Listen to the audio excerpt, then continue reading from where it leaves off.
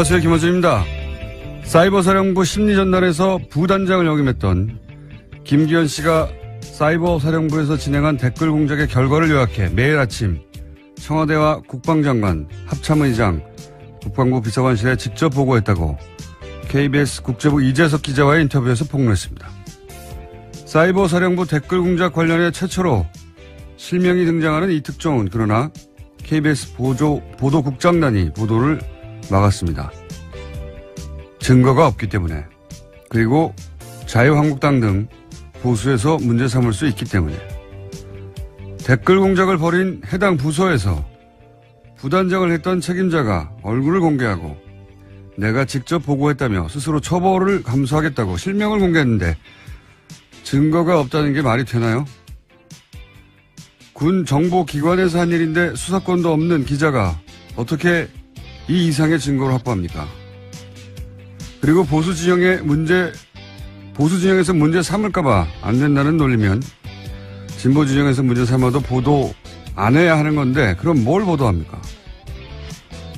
KBS가 총파업을 하는 이유 이해가 갑니다. 김어준 생각이었습니다.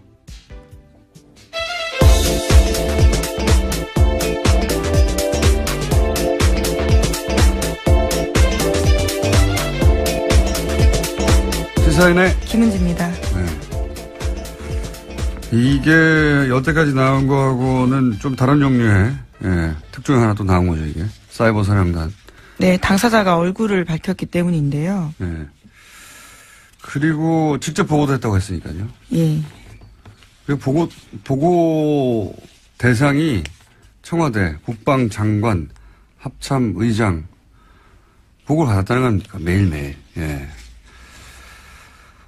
근데 이제 KBS는 이걸 보도를 안 했어요. 네, KBS가 보도하지 않은 건 이번뿐만이 아니라요. 내부 증언에 따르면 지난 최순실 게이트 때도 최순실이 대통령 측근이라는 장담할 수 있냐라면서 막았다라는 겁니다. 그렇죠. 그리고 사이버 사령부에서 보고를 받았다고 하는 당시 국방장관이나 합참의장, 김관진, 한민관 이런 분들은 당연히 이제 수사를 받아야 될 대상이 된 것이라고 보고, 예. 이분들은 그런데 문제가 된 게 아니라 다들 진급을 했죠. 네, 오히려 영전하는 경우들이 많았습니다. 예. 그리고 국정원장은 오로지 대통령에게만 보고를 한단 말이죠. 예. 그렇게 이명박 대통령도 이제 수사선상에 오를 일밖에 남지 않은 거 아니냐. 예. 네, 원세훈 전 원장이 어떻게 진술하는지에 따라 달라질 수 있는데요. 지금 법정 구속이 되어 있기 때문에 여러 가지 생각이 들 것 같습니다. 자, 뭐 관련된 사안인데 관련해서 원세훈 국정원장은 어제 이제 징역 4년 그리고 다시 한번 법정 구속이 됐죠. 예. 네. 2심에서 법정 구속이 된 바가 있는데요. 대법원을 갔다가 파기환송돼서 그 과정에서 보석으로 풀려난 바가 있습니다. 아주 오랜 기간 걸려서 결국 다시 법정 구속이 된 겁니다. 어제 재판부가 국정원법과 공직선거법 위반 혐의가 모두 인정된다고 판단했습니다. 재판부는 국정원이 특정 후보자의 선거운동에 나섰다면서 이런 활동은 국가기관의 정치 중립을 믿고 있는 국민들에게 충격을 안기기 정당하지 못한 처사다. 이렇게 질타했습니다. 여러 가지가 화제가 됐는데 경호원들도 사실은 화제가 됐어요. 예. 사진 보셨는지 모르겠는데 헤어스타일 굉장히 독특한 소위 바가지 머리를 한 경호원들이. 네. 이번 경호원뿐만이 아니고 과거에도요. 해병대 비슷한 분들이 옆에서 경호한 적이 있습니다. 그때는 해병대하고 이번에는 이제 바가지 머리를 하신 경호원들이 남이와 북몸도 생각이 나고 처리감이도 생각이 나고. 이 시대를 알 수 있는 발언을. 소방차도 왜냐면 요즘 그 머리를 하고 나올 가수들은 잘 없기 때문에. 네. 그래서 경호원도 화제가 됐죠. 그리고 양승태 대법원장의 대법원도 사실은 이건 부끄러워할 일이에요. 그렇죠. 네. 13대 0으로 만장일치로 유죄 파기환송한 바 있습니다. 그때 당시 이제 그 파기환송했을 때도 뭐 전체적인 법리를 따지는 게 원래 대법원에서 하는 일인데 그 이메일 작성하지 않았다. 이건 1심에서 작성하지 않은 걸 받아주고 2심에서는 이메일을 작성한 게 맞다. 네, 정확히는 첨부 파일이죠. 네, 첨부 파일. 이메일에 첨부되어 있는 그 내용이 이제 말씀 자료라든가 아니면 뭐 계정이라든가 그런 내용, 그 댓글을 달 때 사용한 내용인데 그걸 분명히 본인 위에는 사용한 적 없다고 했는데 본인은 기억이 나지 않는다고 했거든요. 모순된 사실 진술인데 그걸 이제 2심에서는 증거로 채택했어요. 대법원에서는 요 증거 부분을 문제 삼아가지고 파기환송했거든요. 근데 이게 저는 굉장히 이상하다고 생각하는 게 보통 전체적인 법리를 따지지 일부 증거가 전체 법리에 영향을 미칠 정도로 뭐 그 정도가 아니면 결론이 달라질 일이 아니면 그리고 소위 이거는 꼬리가 머리를 흔든 거예요. 증거 일부를 문제 삼아서 파기환송을 하고 학업심한테 떠넘긴 거죠. 학업심은 또 그걸 받아가지고 김시철 판사는 국정원 대권은 손자병법의 용명술이라고. 예. 네, 그러면서 아주 오랜 시간을 끌었습니다. 1년 7개월 동안 결론 내리지 않고 있었거든요. 또 이상한 게 이게 이제 보통 대법원은 4명이 하거든요. 처음에는. 네, 소부에서 시작합니다. 그러다가 그 4명이 합의를 못 보거나 반대 의견이 있으면 전원 합의체라고 하죠. 전압으로 가는데 여기서 만장일치예요. 애초에 반대 의견에서 시작됐는데 어떻게 만장일치가 됩니까? 이것도 이상한 거죠. 예. 앞뒤가 맞는 건데 결국은 이제 4년 이 파기환송됐을 땐 3년인데 1년이 올려치기가 된 거죠. 예. 네, 검찰이 구형한 그대로 선고했습니다. 그리고 제가 오프닝에서 얘기한 사이버 사령부 이야기 이 군이 댓글 공격을 한 건 저는 국정원보다 더 기가 막힐 일이라고 봅니다. 그렇죠. 군이 국민을 상대로 여론 공작을 한 게 어떻게 군인입니까? 예. 그걸 또 국방장관 합참의장 청와대에 보고하고 그러니까 국가정보기관과 군의 정보기관이 전부 이짓거리를 하고 있었던 거예요. 이게 나라가 아니지 이게. 그 당시 군검찰이 수사해서요. 딱 한 명만 처벌받았습니다. 지금까지요. 그러니까요. 알고 봤더니 다 매일매일 보고받았다는 거 아닙니까? 국방장관. 우리나라 국방장관이 댓글 공작을 매일 보고받고 있었어요. 합참의장이. 물론 당사자는 여전히 부인하고 있습니다. 보고한 사람이 지금 나온 거 아닙니까? 내가 보고했다고. 예. 군의 국방장관과 사이버 사령부 합참의장 이런 사람들이 댓글 공작을 매일 보고받고 있는데 당시 보수 정권이 맨날 타령하던 안보가 무슨 그게 안보입니까? 예. 나라도 아니었어요 정말. 자 이게 이제 한꺼번에 드러나고 있는 와중이고요. 그래서 법정 구속이 됐고 원세훈 근데 4년이 너무 부족한 거 아니냐. 국정원장이 이 정도 일을 했는데 하는 분들도 있는데 추가 기소가 되겠죠. 예. 네, 지금 벌써부터 추가 기소 이야기가 검찰에서 나오고 있는데요. 원 전 원장에게 배임과 국고횡령, 국정원법상 직권남용 혐의 등을 적용해서 추가 기소하겠다라는 방침입니다. 추가 기소하겠죠. 예. 이게 이제 배임, 국고횡령 이런 거는 국정원법 위반하고 공직선거법 위반은 한 번 했기 때문에 소위 이제 일사부조리 때문에 못하니까. 근데 이제 30팀도 나오고 돈도 나오고 막 하잖아요. 예. 네, 관련해서 계속해서 수사가 진행되고 있기 때문에요. 형사 책임 묻게 될 가능성이 아주 큽니다. 그러니까 국고를 정상적이지 않은 활동에 마음대로 이용했다 혹은 배임했다, 국고를 횡령했다. 네, 불법적인 데 사용한 거죠. 그러니까 이제 감옥에 있는 상태에서 추가 기소가 되겠죠. 그리고 국정원장은 아까도 얘기한 대로 오로지 대통령에게만 보고하거든요. 예. 국정원장이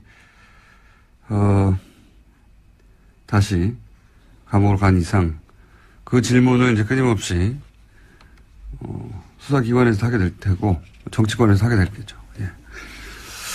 자, 다음 뉴스는요.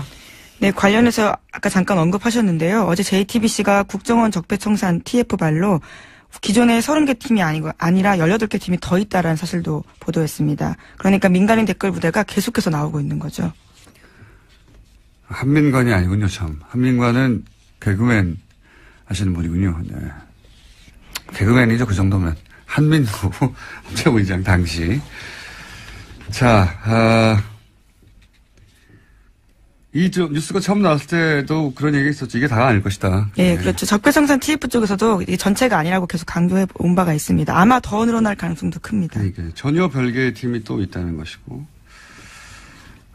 그리고 이제 오프닝에서 얘기했던 심리전단. 이건 이제 부단장이 한 얘기니까요. 부단장이 이름을 얘기하면서 어떻게 보고를 했고 누구한테 보고를 했고를 자세히 얘기하는데 증거가 없다는 게 말이 되나요? 이 정도의 증언, 나오는 거 무척 드문 일이에요. 이 정도 급에서. 예, 이걸 보도하지 않는다는 게 말이 안 되는 거죠. 서면으로 직접 전달했다고도 했지 않습니까?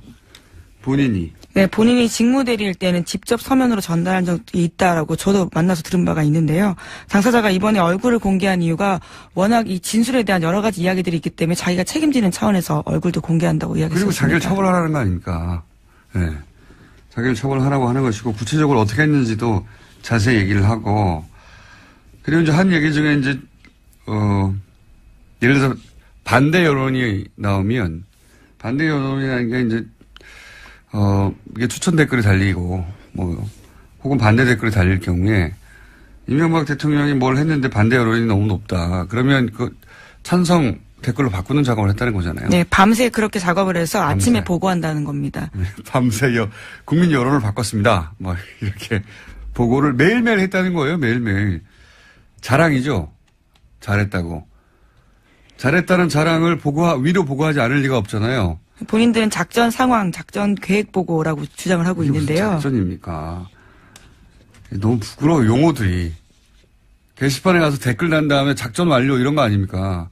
더 웃긴 거는 그거를 하고 나서 매달 받은 돈이 25만 원인 거예요. 예, 국정원 쪽에서 추가로 준 돈이었다라는 겁니다. 이게 겨우 25만 원 받고 나서 군이 그것도 사이버 사령부 군 정보기관이 댓글 다는 알바로 전략한 거죠 이게. 참. 지시가 내려오는데요. 별 3개가 정립됐습니다. 라고 하면 대응해야 될 기사가 3개가 있다. 이런 뜻이라고 합니다. 그러면서 모여있는 카페 이름은 어벤져스라고 해서요. 그 카페에서 자기들이 지시를 받고 그렇게 활동을 했다고 이야기하고 있습니다. 웃기지 않습니까? 유치하고. 네. 25만 원을 받고 군 정보기관이 댓글을 달고 반대 여론을 찬성 여론으로 바꿨다고 작전 성공했다고 그걸 매일 국방부 장관한테 보고한다는 게 매일매일 합참의장하고 군의 합참의장하고 국방부 장관이 그런 걸 보고받고 있었어요. 게시판에 반대를 찬성으로 바꿨습니다. 이런 거. 그리고 국정원한테 25만 원씩 받고. 그리고 논제가 거의 비슷하기 때문에요. 이것을 최종 컨트롤하는 국정원과 군 댓글 작업을 컨트롤하는 곳이 있을 거다라는 의심은 과거부터 계속 해왔습니다. 국정원이 이거 조율할 수밖에 없겠죠. 국정원이 전체를 조율했거나 사이버 사령부가 전체를 조율했거나 둘 중 하나일 수밖에 없는 게 그날 핵심 주제가 뭐냐. 기관이 다르니까 서로 같은 거를 똑같은 걸 다른 논조로 달 수는 없잖아요. 그러니까 어떻게 다룰 것인지 결정해야 되고 어디서 다룰 것인가. 똑같은 게시판에만 다 들어갈 수는 없지 않습니까? 임무를 나눠야죠. 서로 분담하고. 아주 일사불란하게 이루어집니다. 그 과정들이요. 다양하게 조율을 해야 되고 조율의 주체가 있었을 거예요. 그래서 이제 그걸 국정이라고 추정하는 거죠. 국정원장이 주관했고 조직도 훨씬 크고 돈도 훨씬 많았으니까 그랬을 거라고 추정하는 거죠. 지금. 예. 25만 원. 정말. 그리고 합참의장 국방부 장관한테 이거 보고하고 너무 웃기지 않습니까? 이게. 그런 일이 있었다는 게 이제 구체적으로 밝혀지는 와중입니다. 네. 그 보고의 끝에 이명박 전 대통령이 있는 게 아니겠느냐라고 이제 추정하는 것이고요. 네, 심지어 청와대 행정관조차도 댓글 작업을 했다라는 사실이 드러나서 검찰이 수사하고 있기 때문에요. 점점 이명박 전 대통령을 향해서 검찰 수사가 진행되고 있는 건 맞습니다.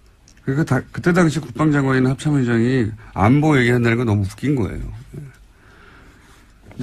두 가지 질문이 더 나온다고 항상 얘기하지만 그러면 지금은 박근혜 정권 때는 안 했냐 지금은 안 하고 있냐. 네, 저는 그 질문 꼭 해야 한다고 봅니다. 자, 다음 뉴스는요. 네, 국세청이 과거 정치적 논란이 된 세무조사의 배경을 조사하기로 했다라고 동아일보가 아침에 보도했습니다. 이 중에는 박연차 태광실업 회장에 대한 세무조사도 포함되어 있는데요. 국세청은 오늘 외부위원들과 함께 첫 국세행정개혁 TF회의를 엽니다. 이건 또 안원구 청장님이 내일 당사자거든요. 이 사건과 관련해요. 예. 저희가 이제 이게 언젠가 나올 줄 알고 청장님을 구정으로 다 해놨어요. 이 사건이 결국 노무현 전 대통령 잡기 위한 거였죠. 예. 기획 수사였죠.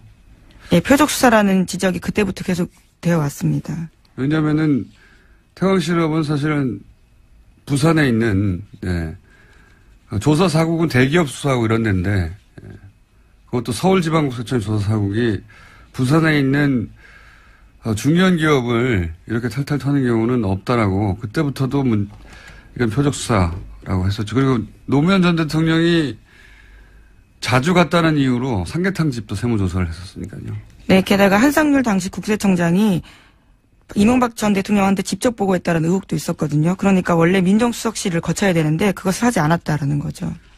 한상률 국세청장은 나중에 이제 미국으로 도피하죠. 예, 그리고 나서 비자가 연장이 안 되는데 혹은 연장하려면 국내로 들어와야 되는데 현지에서 비자를 연장하는 그런 편법이 일어났고 그걸 정부가 봐주지 않는 일어날 수 없는 일이었거든요. 예, 계속 그렇게 해외 도피해 있었죠. 자, 다음 뉴스는요. 박근혜 전 대통령이 허리 통증 등으로 어제 또다시 병원을 찾았습니다. 하지만 건강엔 이상이 없는 것으로 나타났다고 한겨레 신문이 보도했는데요. 박 전 대통령은 서울 서초구 강남 성모병원에서 MRI 촬영과 함께 위내시경, 치과치료 등을 받았습니다. 지난달에 이어서 두 번째 정기검진인데 최근에 박근혜 전 대통령이 어깨와 허리 통증, 속쓰림 증상 등을 호소했지만 진단 결과 이는 나이에 따른 퇴행성 증상으로 건강엔 이상이 없다라고 합니다. 재밌었습니다. 아프실 예정이라고 저희 계속 해왔는데 마음대로 안 되고 있어요. 병원에만 가면 이상 없음으로 자꾸 결과가 나와가지고 지난번에도 아프다고 법원에 출석 안 했는데 이상 없음으로 이번에도 이상 없음으로 나왔습니다. 자, 다음 뉴스는요. 네, 박성진 중소벤처기업부 장관 후보자에 대한 논란이 계속되고 있습니다. 창조과학회 활동과 동성애 반대에 이어서 이승만 정권 등 독재 옹호 등 역사관 논란을 빚고 있습니다. 국민의당, 바른정당, 정의당 등 야3당이 지명 처리 촉구하고 있고요. 여당 내에서도 사퇴 이야기가 나오고 있습니다. 창조론 대신에 창조과학 얘기하는 것까지는 뭐 신앙의 문제라고 넘어갈 수도 있을 텐데 이게. 네, 물론 청와대 주장이지만 비판이 많긴 합니다. 네. 거기에 대해서도요. 넘어갈 수 있을 부분이 있다고 저는 봤습니다. 그런데 예를 들어서 이승만 독재 옹호, 과도한 노동운동, 과도한 복지 이건 현 정부의 철학과 안 맞는 거거든요. 그러니까 이건 야당의 문제 삼을 일이 아니라 제가 보기엔 여당의 문제 삼을 일이라고 봅니다. 이 후보는. 결론이 조만간 나겠죠. 이제 뉴스 하나 정도 더 미국 소식도 있겠네요. 당연히. 보니까. 네, 매티스 국방장관 발언이 지금 화제가 되고 있는데요. 현재 송영무 장관과 만나서 회담을 했기 때문입니다. 트럼프 대통령이 자신의 트위터에다가 북한과의 대화가 답이 아니다라는 식으로 썼는데 이에 대해서 부인하는 취지 이야기를 했습니다. 트럼프 장관이. 예. 트럼프 대통령은 그렇게 썼어요. 대화는 답이 아니라고 북한과. 뭐 얼마 있으면 꼭 대화한다고 또 쓸 겁니다. 쓸 건데 그 트위터를 쓰기 전에 국방부 장관이 미국에 절대 외교적 해법을 벗어나지 않는다고 장관에 대한 얘기를 했어요. 근데 이제 트럼프 대통령이 이렇게 왔다 갔다 하는 발언을 많이 했잖아요. 근데 그 중에서도 백인 우월자들의 시위, 신나치 시위. 그때 트럼프 대통령이 왜 신나치라고 그러냐면 실제 나치 구호하고 똑같은 구호를 외쳐요. 이들이. 1940년대 구호를 외치는데 근데 이제 이 백일 우월자들 구구 세력을 비판하지 않고 여러 당사자들이라고 했다가 공화당으로부터 비판을 받았죠. 공화당으로부터도. 그래서 말을 바로 바꿨죠. 예. 근데 그때 당시 이 시위를 주도했던 사람들이 대통령의 진심이 아니라고 막 했었어요. 실제로 트럼프 대통령 또 말을 바꿉니다. 뭐라고 바꾸냐면 양쪽 모두에 좋은 사람도 많다. 예. 그 자체가 또 문제가 된 바가 예. 있습니다. 그리고 그러면서 아주 폭력적인 대한 좌파 이걸 대한 우파라고 이 극우들은 스스로 주장하거든요. 그래서 대한 좌파들도 잘못했다 이렇게 얘기하니까 이제 KKK 대표적인 극우 단체가 트럼프의 정직과 용기에 감사한다 이런 얘기를 했어요. 그런데 제가 이 얘기를 왜 하냐면 왔다 갔다 하는 말 때문에도 트럼프 대통령이 말 뒤집기가 하루 이틀이 아니니까 싹 뒤집었잖아요. 근데 이런 일이 있고 나서 미국 공화당의 태도가 좀 바뀝니다. 예. 이번 주에 포린 플리시, 네. 고급집니다. 제가 읽고 있는. 근데 여기에 이런 기사가 나와요. 미치 매코넬이 상원 대표거든요. 그 현재 다수당이 공화당이고, 이 사람이 무슨 말을 하냐면, 지난 화요일인가요? 트럼프 대통령으로 내년 선거와 그 이후까지, 트럼프 대통령이 내년 선거와 그 이후까지 공화당을 이끌 것인지 고민하고 있다. 당 입장을. 예, 그런 거죠? 말을 처음으로 했어요. 이게 대단한 말인 게 우리나라로 치면 추미애 대통령이. 추미애 당대표가. 대통령이래. 당대표가. 예. 네, 큰일 날 얘기를 제가 했네요. 당대표가. 예. 문재인 대통령과 함께 다음 선거를 치르는 게 맞는지 고민 중이다라고 지방선거 전에 말을 했다. 이거 엄청난 발언이잖아요. 심지어 거기는 재선을 하는 나라니까요. 특히요. 네. 그렇죠. 이렇게 말을 한 건데 그 의미는 탄핵이거든요. 사실상. 탄핵이라는 단어를 사용하지 않았지만 선거와 그 이유를 함께 할 것인지라고 표현했단 말이죠. 이거 우리나라 보도가 왜 안 되는지 모르겠네. 근데 미국에서 트럼프 대통령 탄핵 가능성이 없다고 얘기한 게 미국에서는 상원을 통과해야지 되는데 상원이 공화당이 다수당이란 말이죠. 그래서 될 리가 없다고 얘기했는데 공화당의 상원 대표가 공개적으로 이런 고민을 한 줄이지만 언급한 건 처음이에요. 예. 그리고 나서 이제 그 기사는 실제 탄핵이 가능한지 여부를 미국 헌법에 기초해서 분석하고 있는데 다 가능하다라는 식의 결론이거든요. 물론 이건 주장이긴 한데 분위기가 미국에서는 심상치 않습니다. 사실 트럼프 대통령에 대해서. 너무 왔다 갔다 하고 결정적인 게 KKK단 같은 미국이 오랫동안 고통받다가 미국 주류사회가 일단락 시킨 사안을 다시 끌어올렸거든요. 그래서 극우를 다시 부르고 공화당조차 받아들일 수 없는 극우 주장을 하니까. 네, 인종차별은 이념이라고 볼 수 없는 문제라고 봅니다. 그러니까 뭐 프랑스에서 국민전선은 절대 그러니까 보수 진보 다 합쳐서 안 된다고 다 막아서는 것 같고 똑같은 일인데 그건 지금 이미 대통령이 된 게 문제인 거죠. 미국에서는. 그래서 공화당에서도 그런 얘기를 하고 있다는 게 처음으로 나왔다. 갑자기 생각이 나서 줄줄 얘기했습니다. 자, 여기까지 하겠습니다. 시사인의 김은지였습니다. 감사합니다.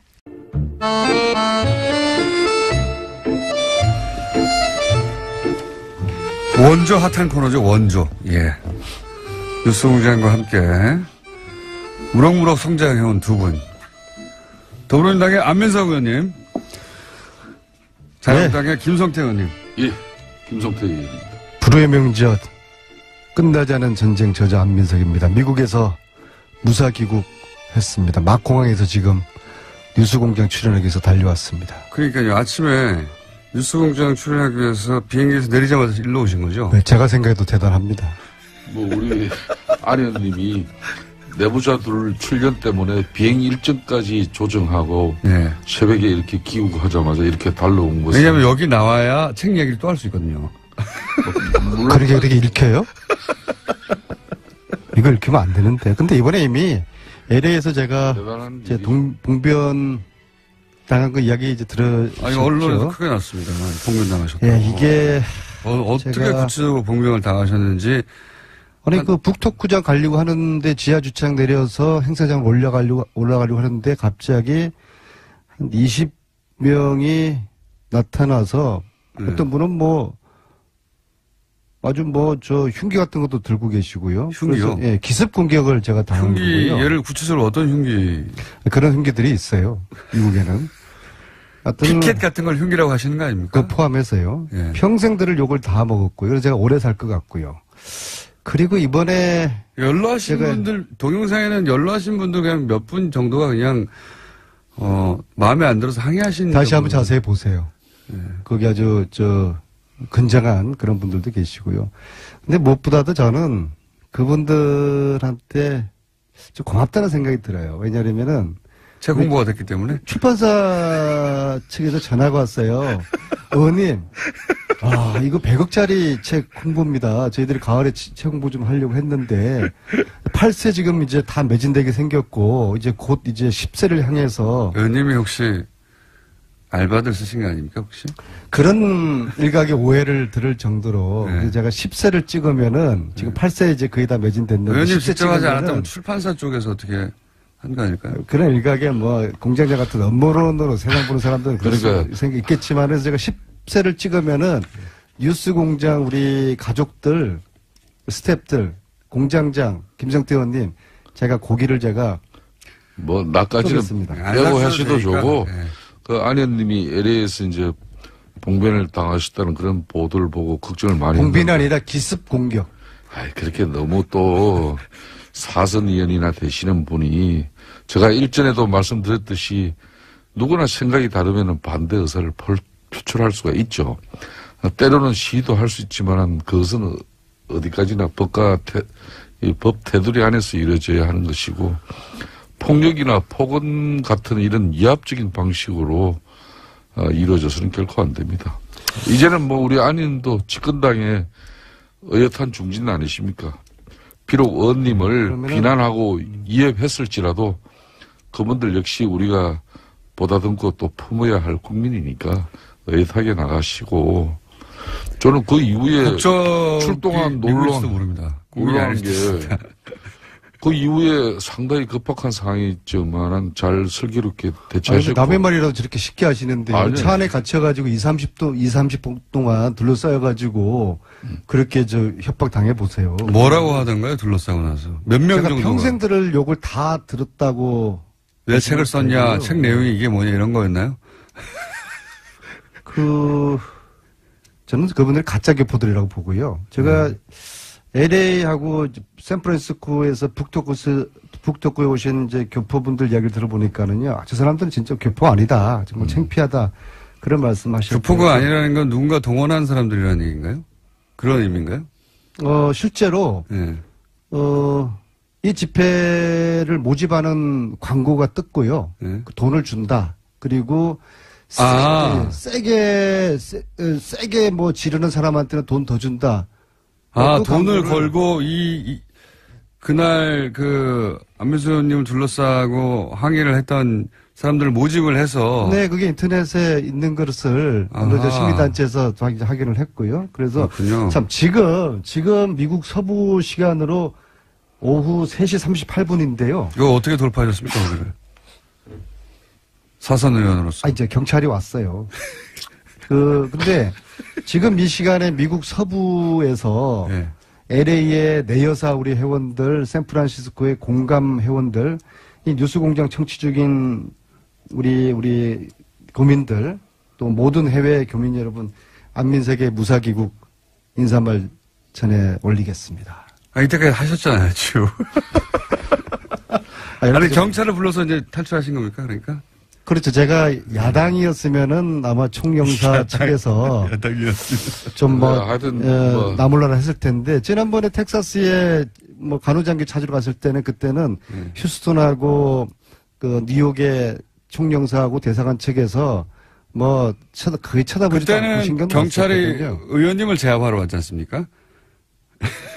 지금 제가 듣기로는 안민석 그때는 그쪽에 우리 공간의 도움을 전혀 받지 못했는데 이번에는 LA 총영사님이 LA 경찰서장에게 직접 전화하셔서 빨리 저 사선 의원을 빨리 수도권에 어느 정도인가 하면요.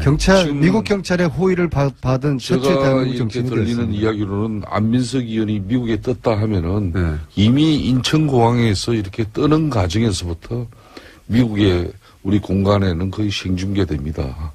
그러면은 이제 사실상 비행장의 영접 정도까지는 아니지만은 안민석 의원의 사실상 미국 활동에 대해서 우리 공간이 모든 걸 지금 다 파악을 하고 또 뒷받침하려고 노력하죠. 수도권 사선에서. 그래서 이제 사실상 이번 그 봉변 현장도 우리 공간 측에 LA 경찰청의 신속한 협조 요청에서 출동이 이루어진 거고 다 저는 대처 잘 하셨는데 이 출동한 미국 경찰하고 웃으면서 찍은 사진을 이 SNS에 또 게재까지 하시는 것은 조금 가시지 않았나 이렇게 생각합니다. 가시 않은 부분이 없습니다. 그 한 20분 동안 차에 갇혀 있으면서 봉변당하면서 그분들 얼마나 믿고 하나겠습니까? 그렇지만은. 말씀이 저를 걱정하시는 건지. 제가 아내님을 늘 형제처럼 또 아끼고 위하는 한 사람으로서 높아심에 드리니. 오버하지 말라는 거죠? 아니, 그래도 김성태 의원님께서 무사하냐고 문자 오셔서 감사한 마음을 가졌고요.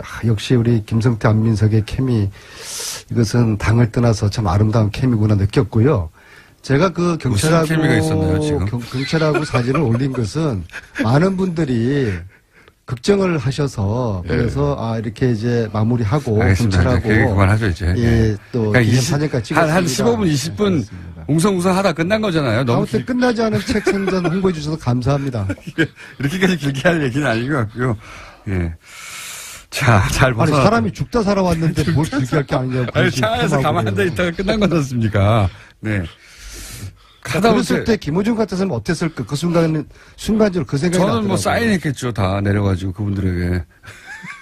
아니, 그 사진 찍고 한 사람 한 사람. 안민석 의원께서 독일 그 프랑크푸르트에서도 네. 그 이제 정유라를 이렇게 신변을 확보하기 위해 가지고 그 종교 행사하는 곳을 이렇게 하루 종일 이제 흔히 말하는 그 차를 갖다 대고 이제 있을 때도 뭐 먹지도 못하고 용변도 못 봤다 그러잖아요. 그러니까 사실 확인해 보면은 햄버거는 먹고 또 소변도 다 본 거거든요. 그렇듯이 뭐 이렇게 엄청난 봉변을 당했지만은 그 내용은 적절하게. 아니, 저는 15시간 갇혀 있으면 또 모르겠습니다만 15분 정도 갇혀 있다가 경찰에 즉시 출동해가지고 바로 나오신 다음에 경찰과 기념사진 찍고 돌아오신 거 아니겠습니까? 발로 뛰는 안민석의 현장 정치를 이렇게 폄하하는 우리 공장장과 김성태 의원님. 자, 현안으로 제가 이런 이야기 들으려고 새벽에 비행기 내려서 여기까지 왔는지 참으로 제 스스로가 한탄스럽습니다. 네. 그럼 왜 나오셨어요? 자, 안 계시는 동안, 국민의당 생사령탑에 이제 안철수 대표가 드디어 선출이 됐습니다. 자, 각자 평가를 해 주시면. 사실 국민의당이 지난 대선 기간 동안에만 잠깐 민주당하고 이 대립각을 세웠지, 그동안 민주당과의 차별성을 거의 보여주지 못했어요. 특히 문재인 정권이 출범한 이후에는 상당히 오락가락 행보를 자주 보이면서 민주당 이중대라는 비판도 많이 받지 않았습니까? 그런 측면에서 이 정치인이나 야당이나 존재감을 잃으면 끝나는 것이죠. 안철수 후보 본인이 선명한 야당의 길을 걸어간다면은 안철수 대표 본인이나 국민의당이 제대로 갈 수 있는 기회는 분명히 된다고 저는 봅니다. 사실 안철수 대표가 자숙의 시간도 없이 성급히 복귀한다는 데 대해서 말이 많았죠. 뭐 더더군다나 제보 조작 사태까지 터지지 않았습니까? 하지만 뭐 저는 이 정도 이야기 하더라도 우리 민주당 입장에서는 뭐 이 부분에 대해서 너무 크게 뭐라고 하면 안 됩니다. 그런 역대 대선 패배 후보들이 자숙의 시간을 갖는 일종의 간행을 처음으로 깬 사람이 바로 문재인 대통령입니다. 문재인 대통령은 한 열흘 만에 정치 행보를 시작했거든요. 근데 안철수는 지금 자기 부정을 해버린 거예요. 왜냐하면 안철수가 민주당을 뛰쳐나간 이유가 뭐였습니까? 문재인의 패권, 독식에 대한 저항이지 않았습니까? 그런데 대선 후보 당대표 모두 안철수 대표가 하는 것은 자기 부정이고요. 이제 그야말로 국민당은 이제 안철수당이 되었습니다. 특히 최고위 구성을 보면요. 현역 의원이 단 한 분밖에 없어요. 네. 그럼 원외위원장 내지는 국회의원 지망생들이 최고위원회 포진에 있으면은 국민당의 40여 명의 국회의원들이 이 최고위원에 대한 권위를 인정하겠습니까? 제가 이제 완전히 몇 번 했는데 안철수로 몰빵이 돼버린 것이죠. 그래서 이제 완벽한 안철수당이 되었고요. 근데 국회의원 몰빵이. 아니, 지금 안민석 의원의 지적은 저는 맞다고 봅니다. 안민석 의원의 지적은. 안철수 당이 되었다고 보고요. 근데 안철수 대표가 수락연설에서 이렇게 이야기합니다. 문재인 정부가 싸우겠다. 그게 또 핵심이거든요. 네. 근데 국민의 지지를 얻고 적폐와 싸우는 문재인 정부와 싸우겠다는 것은 국민과 싸우겠다는 것입니다. 이건 굉장히 심각한 자기 모순에 빠진 것이고요. 특히 안철수가 주장하는 극중주의라는 게 있지 않습니까? 이것은 제가 볼 때 결국에는 이제 지방선거 전후해가지고 친박 빼고 또 민주당 빼고 나머지 세력을 자기 중심으로 세력화하겠다. 과거 제3지대죠. 예, 친박 친문 제외 다 모여라. 예. 아마도 현실적으로 이제 바른 정당 플러스 알파 이런 이제 연대 통합 이런 이제 포석으로 보이고요. 그런데 문제는 여전히 국민당의 지지 기반 지역이 호남인데 이런 안철수의 앞으로 극중주의 정치를 호남과 지지자들이 어떻게 받아들일까? 굉장히 자기 정체성의 혼란, 자기 그 모순에 빠질 가능성이 많다. 저는 그렇게 보고 있습니다. 저는 안민석 의원의 뭐 많은 지적을 상당 부분은 동의를 합니다. 특히 이제 안철수 대표도 원외지 않습니까? 현재 원이 아니니까. 초선으로 비록 원외. 당대표가 됐지만은 당을 운영하는 데는 상당한 어려움이 있습니다. 최고위원들도 다 원외라는 게. 그러니까 한 명을 빼고는 거의 뭐 다 원외. 정치 특히 신인들인데. 네. 그렇다면은 그렇지 않아도 그런 정치 신인들 그런 지도부를 바라보는 현역 초선, 재선, 삼선 의원들은 어떤 생각을 합니까 보통? 그래서 안철수 대표가 홍준표 대표보다는 한 수 좀 떨어진다 저는 판단을 한 게 홍준표 대표 같은 경우는 당 대표가 되자마자 자신의 지금 상태가 원외 대표라는 걸 인식하고 자기 주변을 전부 현역 의원들 다 채웠어요. 현역 의원들로. 뭐 그런 반면에 안철수 대표는 원외 최고를 구성하고 더군다나 전당대회에서 이렇게 사파전을 벌인 그런 어떤 선거든 부모 형제 간에도 선거 치르고 나면은 금이 가는 건데 이미 금이 가 있는 당 조직을 어떻게 정비하고 앞으로 당대표의 어떤 입지를 강화할 것인가 이런 게 상당히 앞으로 관찰 대상입니다. 야, 이 아침에 김성태 의원님께서 명언을 주셨어요. 어떤 선거든 부모 형제 간에도 선거 후에는 앙금이 생긴다. 야, 이거는 참. 부모 자식 간에 선거 치르는 걸 본 적은 없습니다, 근데. 아니, 옛날에는요. 그러는 거죠. 저 아버지하고 자식이 출마 때문에 싸워가지고. 같은 지역구에서. 가정 불화 생기고. 그래가지고 돌아선 가정 꽤 있습니다. 꽤 있어요. 네. 많이 있어요. 그럼 출마하지 못했고. 아니, 가끔 있겠죠. 많이 있겠어요. 어쨌든 제가 국회의원들이 국회의원 지망생들을 바라보는 시각을 여러 번 들었기 때문에 제가 여러 번 여쭤봤는데 오늘 두 분이 처음으로 실토를 하시네요. 네. 국회의원들이 국회의원이 아닌 지도부나에 대해서 이렇게 무시한다고 하는 실제로는 사실 무시라기보다는 이제 눈에 잘 안 들어오겠죠. 실제 본회의장에 들어올 수도 없고. 아니 특히 안철수 대표 스스로도 원외고 최고위원들도 다수가 원외라고 하면은 이 지도부와 국민당 현역 의원들 사이에 느끼는 그 괴리 국회의원들이 대체로 뭐 김성태 의원님은 그렇지 않지만은 대체로 국회의원들이 세상을 바라보는 시각을 둘로 나눠요. 국회의원과 국회의원이 아닌 사람. 그게 이제 우리가 그렇겠죠. 무시한 앞으로 큰 내용이 있을 것입니다. 무시한다는 그런 발언을 하지 않았는데 우리 또 공장장께서 우리가 무시한다고 이렇게 정리를 해버렸는데 무시 말고 그러면은 사실상 입지가 쉽지 않다는 것이죠. 그건 뭐 저희들이 솔직하게 표현한 것이고 지금 문재인 대통령께서 탈근위 행보나 소통 행보는 역대 최고로 해도 무방할 만큼 분명히 잘하고 있어요. 이런 가운데 이제 선명한 야당, 국민의당의 입장을 안철수 대표가 가지겠다는데 선명한 야당 하려면은 국회의원들이 쉽게 말하면 문재인 정권하고 잘 싸워줘야 됩니다. 그러기 위해서는 당대표가 40여 명의 현역 의원들을 자기 중심적으로 잘 이끌어 가야만이 선명한 야당을 할 수 있는데 지금 안철수 당대표의 이런 첫 행보는 그런 걸 여러 가지 우려할 수밖에 없다. 이것이죠, 지금. 안철수 대표가 이제 현 정부 잘 싸워주기를 자유한국당에서 바라잖아요. 바라는 정도가 아니라, 잘 싸우면은 저희들이 적극적으로 또 후방 지원도 하고 또 때로는 과실은 자유한국당이 먹고.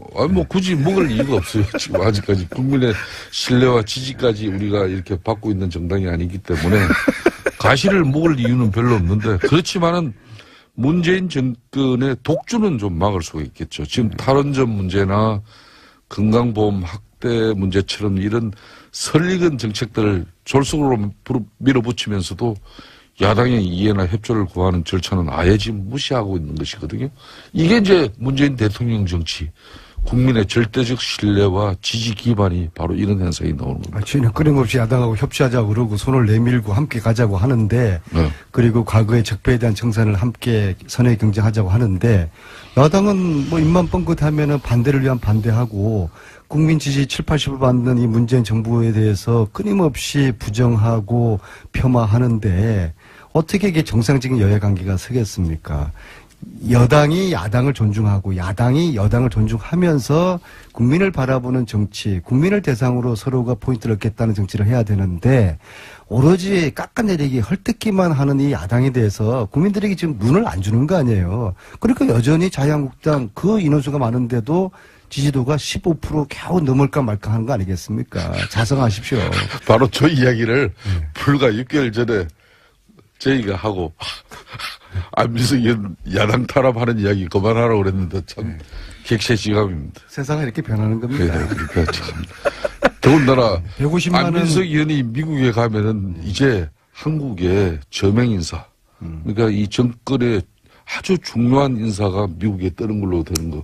이 세상이 변한 거예요. 제가 전화해서 몇 개월 전만 하더라도 안민석 의원 오면은요, 솔직히 공간에서도, 저 양반 또 왜, 미국에 왜 왔냐 그러던 사람이. 안민석이 초선인지 재선인지도 잘 네, 그것도 몰랐어요, 솔직히. 국민들 어느 날 문재인 대통령이 미국 방문하면서 그 1호기 대통령과 함께 미국에 딱 뜨는 순간부터 세상은 바뀐 겁니다. 문재인 대통령의 특별 수용원으로 갔었죠. 네, 그러니까 그 대단한 거였죠. 네, 그만들 얘기하시고요. 그 얘기를. 그게 그렇게 배가 아픕니까? 배가 아픈 게 아니라. 배가 아프겠죠. 미국 너무 자주 가지 마세요. 제가 사선까지 비주류 생활 청산하고 이제 겨우 이제 주류에 진입해서 문재인 대통령 총애를 받고 특별 수용원을 간 게 그렇게 배가 아픕니까? 절대 배 안 아파요. 그렇지만 영접 너무 좋아하고. 그래도 김성태 의원님 한 분은 제가 챙겨 드릴 거 아닙니까? 아니, 영접 좋아하고 이렇게 참 받드는 거 그거 즐기다 보면은 청와대에서 안민석 의원 야성이 없어지니까 내가 지난 그걸 토요일에 제가 이야기 정말 안 드리려고 했는데요. 지난 토요일에 청와대에서 이낙연 국무총리가 인사 말씀하시면서 이번 정권 교체는 안민석 의원의 걸출한 활동으로 정권 교체 가능했다. 그 말씀을 하셔서 국무총리도 공정하신, 그래서 제가 대통령도 인정하시고 국무총리가 공정한 걸출한 정치인이 공정한 공정한. 예. 그래서 제가 이럴수록 더 겸손해야 되겠다 생각하고 이런 얘기 안 하려고 했는데 김성태 의원님이 저런 식으로 제게 저지를 대니까 도발을 하니까 이런 얘기를 제가 안 드릴 수가 없네요. 아니 도발이 아니라 사실은 지금 안민석 의원이 미국에 뜨는 것을 이건 이미 미국에서 지금 우리 교표 사회에서도 안민석 의원 왔다 그러면은 한번 사진 한번 찍고 얼굴 한번 보려고 갖다 들이대는 거예요. 제 집사람이 이렇게 문자를 적어줬어요. 지금 무릇 자기를 높이는 자는 낮아지고 자기를 낮추는 자는 높아지리니 오직 방송 중에 지금 안민석 의원 사모님께서 지금 안민석 의원 방송 태도가 얼마나 원세훈 국정원장 파기환송심 원세훈 이야기래요. 원세훈. 지금 30초밖에 안 남았는데 이게 자, 원세훈의 한 가지 30초밖에 안 남았기 때문에 원세훈의 이명박 전 대통령까지 가야 됩니까 말아야 됩니까? 이거만 얘기해 주세요. 누가 가장 들고 있을까요? 원세훈의 4년 실형 누가 가장 들고 있을까요? 국정원장에게 대선 개입 댓글 부대 이거 판명됐는데 누가 지시하신 사람이 누굽니까? 이명박 전 대통령까지 가야 됩니까? 이제 칼 것은 그분을 향하고 있는 것이죠. 그런 계획되고 기획된 어떤 방식으로 국정원 적폐 청산으로 가면은 국민적 동의를 시켰지 못해요. 가면 안 됩니까? 거기까지? 그러니까 역대 정권마다 국정원을 이용만 했지 국정을 올바르게. 다이빙. 죄송합니다. 다이빙벨을 만든 기자가 영화를 처음으로 만들었었는데 이제 두 번째 작품을 내놨습니다. 이상호 기자 스튜디오에 직접 나오셨습니다. 안녕하세요. 네, 안녕하십니까. 이상호입니다. 김광석 씨 죽음을 이 영화는 죽을 추적하는 거죠. 그렇죠. 김광석 씨를 가수로서 기리는 영화가 아니라. 기려야죠. 일단 누군지 알아야 되니까. 지금 20대 분들은 잘 모르세요. 네, 그렇죠. 물어보니까.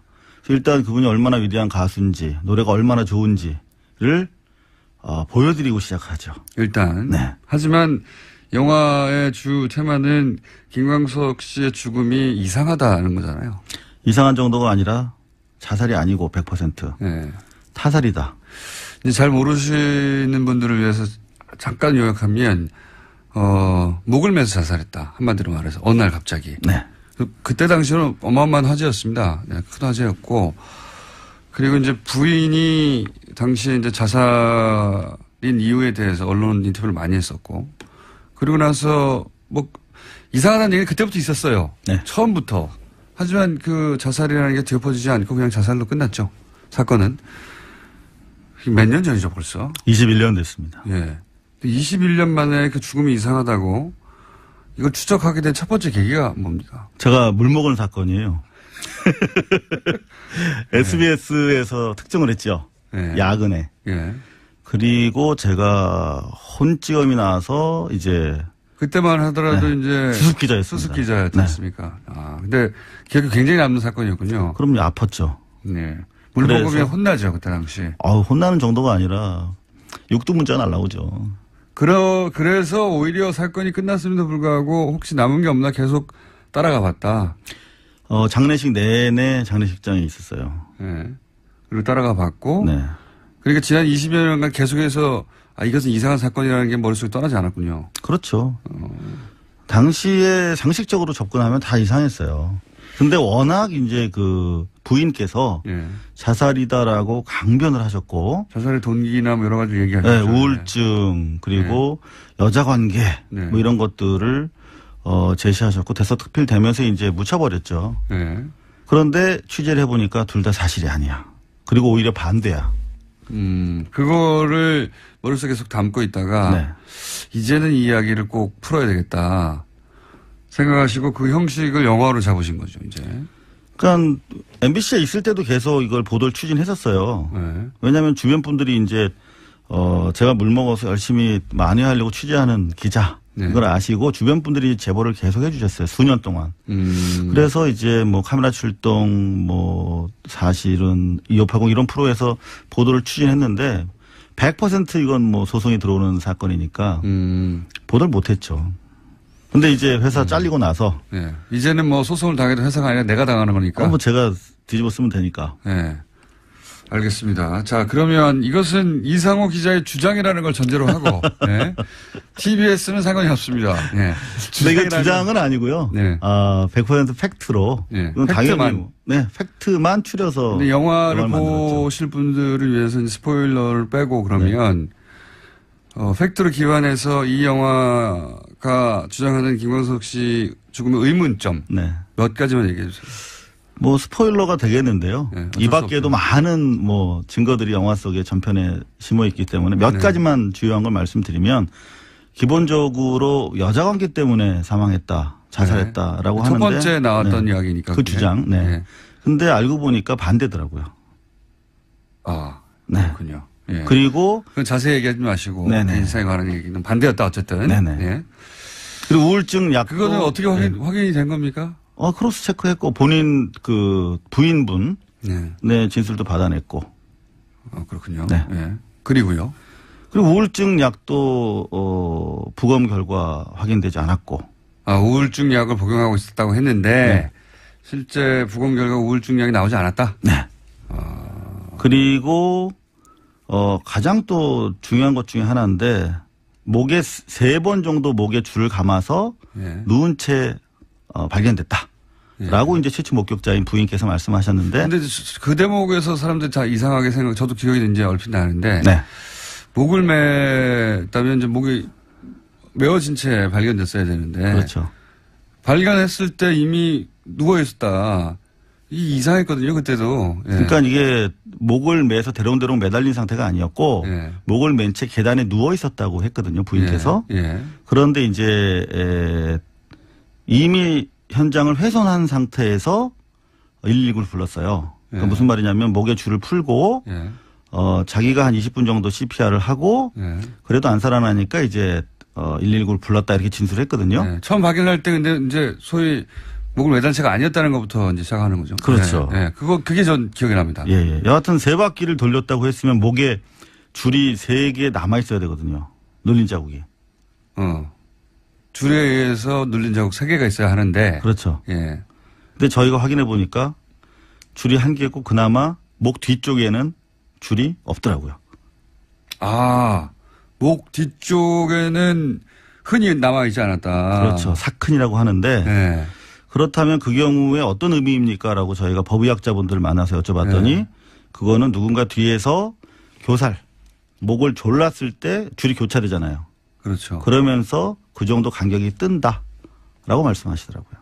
아하. 그러니까 목을 스스로 맸다면 흔히 다 이렇게 완전히 남아야 되는데 꼭 조여야 되니까요. 네. 남는 구석이 있다는 건 목이 안 조였다는 거니까. 그건 그 피가 통하죠, 그러면. 네. 그런데 이거는 손으로 잡고 뒤에서 목을 졸랐을 때 네.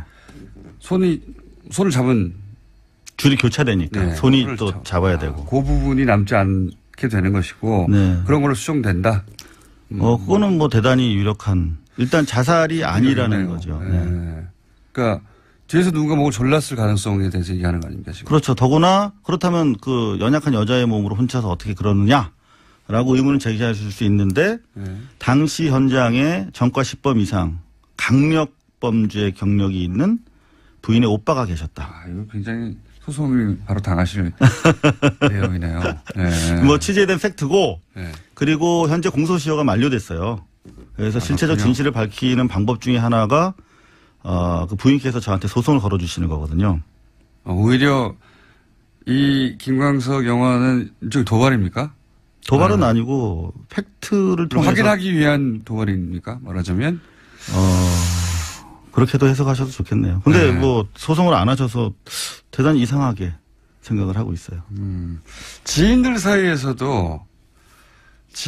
사이에서도 타살 가능성에 대한 얘기가 오래전부터 나왔다는 얘기를 간간히 들었어요. 네. 지인들은 어떤 근거에서 그런 얘기를 한 겁니까? 그분들은 이제 생활을 잘 알고 계시니까. 그 평소 생활로 네네. 보아서 예를 들어 우울증 때문에 여자 문제 때문에 자살했다는 게 도저히 납득이 안 간다. 내가 잘 아는 그 친구가 이런 얘기군요. 이를테면은 서예순 씨가 김광석 씨를 만나기 전에 결혼한 사실을 숨기고 결혼했다. 그리고 애도 있었다. 심지어 애를 낳아서 죽였다. 이런 사실을 알게 된 지인분들이 사실 그 공개적으로 얘기하기는 어렵지 않습니까? 저처럼 소송을 각오하지 않으면 그 경우에 이제 알고 계시니까 그런 이야기들이 주변에서 퍼졌는데 이제 팩트 확인 단계를 거쳐서 제가 소송을 각오하고 지금 말씀을 드리고 있습니다. 이런 많은 내용들이 영화에 담겨 있는데요. 네. 그러니까 이 죽음의 이상한 점을 따박따박 찾아가는 거군요. 네네. 그러면 여기서 의문점은 사건 당시 일반인들이야 이제 언론에 보도되는 여러 인터뷰를 통해 가지고 그랬을 수도 있겠다 하지만 그리고 지인들은 또 수사권이 없으니까 어쩔 수 없다고 하지만 당시 사건을 수사한 사람들이 있잖아요. 네. 경찰은 그런 언론 플레이에 영향을 받나 하도록 거의 안 받거나 눈앞에 있는 증거 가지고 판단할 거 아닙니까? 근데 그걸 왜 놓친 거죠? 대부분 이런 내용들은 이제 사후 몇 년, 5년, 10년을 거치면서 주변 분들이 바로 측근, 친구들 이런 분들이 시간이 지나고 나니까 좀 이상하다 해서 저한테 나중에 제보해 주신 부분들이 많아요. 그러니까 당시에는 경찰들이 인지를 못한 부분이 많았고 사건이 예를 들어서 뜬다 이런 부분 같은 경우에는 프로파일러들이 투입되면 그 당시에는 프로파일러 개념도 없었고 20년 전에는 대부분 지금도 그런 관행이 남아 있습니다만 경찰에서 수사한 내용을 국가수에서 확인해 주는 사실 국가수 부검이 뒤집힌 경우가 많아요. 그러니까 대체로 이 변사자를 대하는 공권력의 태도와 수사상의 시스템의 문제를 저는 사실 크게는 지적하고 싶었던 문제인데 이를테면은 현장이 보존되지 않은 상황이거든요. 이 경우는 훼손됐죠. 목격자에 의해서.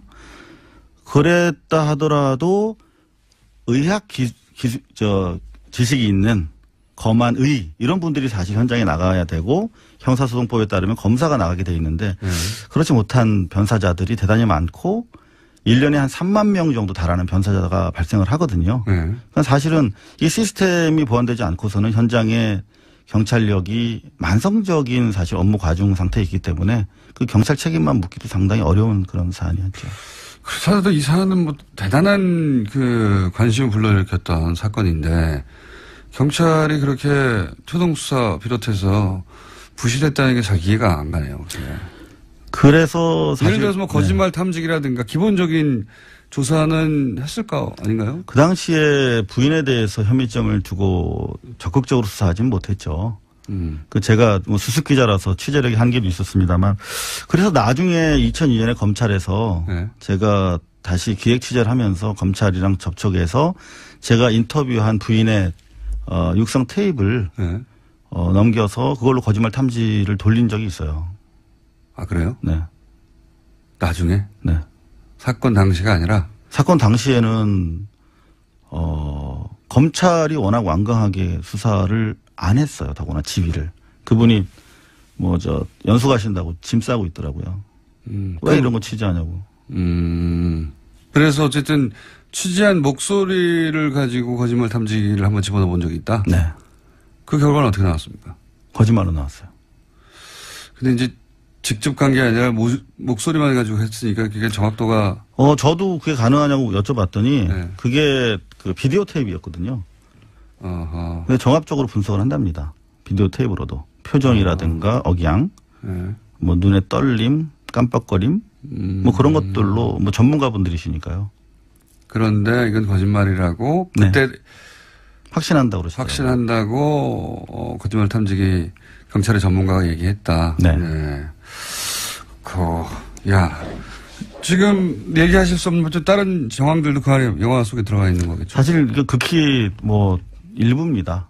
일부고. 네, 다른 테이프들이 많이 있고 그리고 가슴 아픈 좀 그런 내용들이 좀 그러면 네. 김광석 씨, 그럼 누구의 죽음이든 마찬가지지만 김광석 씨 죽음의 억울한 점 혹은 진실을 밝히는 목적 하나, 그럼 분명히 이해가 되고 또 있습니까? 이 영화를 통해서 꼭 도달하고 싶은 목적이 있으니까 하셨을 거 아니에요?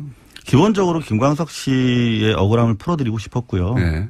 요즘에도 계속 젊은 분들까지도 이미 우리 기성세대는 마찬가지지만 김광석 음악을 통해서 많이 위안을 받잖아요. 아이유, 네. 가수 아이유가 어떤 CF에서 네.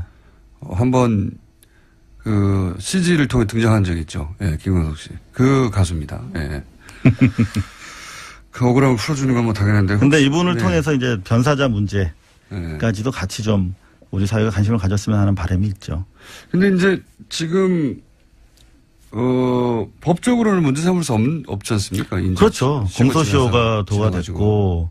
하지만 제가 정치인들 만나서 영화를 많이 보여드렸어요. 네. 그랬더니 이미 이제 경찰이나 검찰 수사력이 충분히 선진국 수준으로 올라와 있기 때문에 과거 사건이라고 하더라도 이렇게 김광석 케이스처럼 의심이 명백하고 가해자가 살아있는 경우에는 가해 혐의자가 살아있는 경우에는 수사할 수 있도록 법을 고칠 수 있다. 다만 여론이 좀 뒷받침돼야 한다. 이런 사건의 경우에는 특별법을 만들거나 해서 공소시효 문제를 해결하고 재수할 수도 있지 않겠느냐. 근데 이게 이제 정치인 한두 명이 주장해서 될 일이 아니다. 그렇죠. 네. 어제 개봉했죠? 네, 했습니다. 네. 근데 영화 나온 걸 아직 잘 모르셔가지고 네. 더구나 이제 이게 좀 사건으로 이렇게 비춰지다 보니까 재미없지 않을까. 근데 제가 다이빙배를 지난번에 만들었잖아요. 네. 그리고 나서 사실 반성을 많이 했습니다. 영화를 내가 못 만들었구나. 네, 제가 한마디만 하자면 네. 감독이 너무 많이 나와요. 그래서 음악 영화 형식으로 풀어냈어요. 그러니까 6곡의 노래를 썼는데 실제로 김광석 씨가 처했던 삶의 현장 속에서 그 노래들이 다시 나오면서 다시 노래들을 발견했다. 영화적 완성도가 훨씬 올라갔다. 다이빙 배를 생각하지 마시라. 두 번째 감독으로 훨씬 더 높은 완성도다. 예. 자, 이제 가시기 전에 MBC 사태에 대해서 한마디만 하고 가시죠.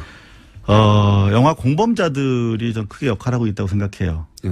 영화가 사회를 변혁하는데 얼마나 역할할 수 있는가. 현실 사태와 굉장히 시너지를 서로 교호하죠. 예. 그런 차원에서 우리 김광석도 예. 공범자들의 성과를 이어나갈 수 있는 그런 영화가 됐으면 좋겠다. 문제도 이참에 네. 공소시효가 특히 살인사건에 같은 경우에 네. 공소시효가 있다는 게 너무 불합리하다는 얘기 많이 하거든요. 최근 살인사건은 이제 공소시효가 없어졌어요. 2000년 이전인가요? 그렇죠. 예. 네. 그건 안 되잖아요, 아직도. 네, 안 되죠. 근데 2000년 이전에 발생한 거 아닙니까? 그렇죠. 마침. 그래서 이 영화가 공소시효 문제까지도 공론화하는데 기여했으면 하는 바람이 이상호 기자한테도 있을 것이고 영화 자체도 성공하길 이번에는 빕니다. 네. 블랙리스트에 올라갈 리가 없으니까 이번에는. 자, 여기까지 하고요. 네, 목표 관객수 도달하면 다시 한번 모시기로 할 텐데 목표 관객수가 많이 봐주시면 그걸로 만족하겠습니다. 네, 3,000명 정도로 되겠습니다. 자, 저희는 반론권을 보장하고 있으니까요. 혹시 이 방송 내용 중에 나 그렇게 생각하지 않고 뭐 당사자가 직접 연락하시면 저희가 반론권을 드리겠습니다. 이상호 기자였습니다. 감사합니다. 네, 불러주셔서 감사합니다.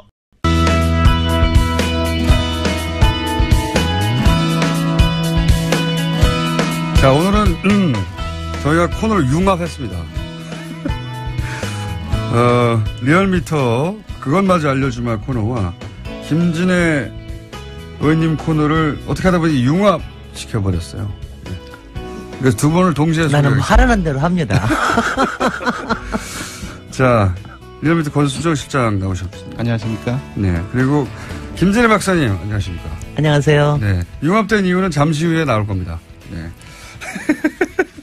자, 그래서 김진애 박사님이 저희가 이 리얼미터와 조사 결과 발표하는 와중에 중간중간에 들어오실 예정이시고, 그죠? 예. 그리고 본격적으로는, 그것마저 알려주냐, 주마, 정기조사 말고, 또 발음이 덜 세니까, 오늘 발음 좀 덜 세는 편인데, 읽는 게 안 되네요. 단어 읽는 게.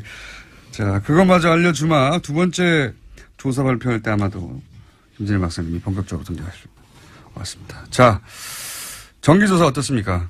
네, 문 대통령이 지난 2주 연속 올랐는데요. 소폭 하락했습니다. 0.5%포인트 소폭 내려서 73.4%를 기록했고요. 이게 이제 발표할 내용이 별로 안 된다고 보는데, 뭐 0.5% 오르고 0.5% 내리고, 뭐, 그냥 가만히 있는 거예요, 사실상.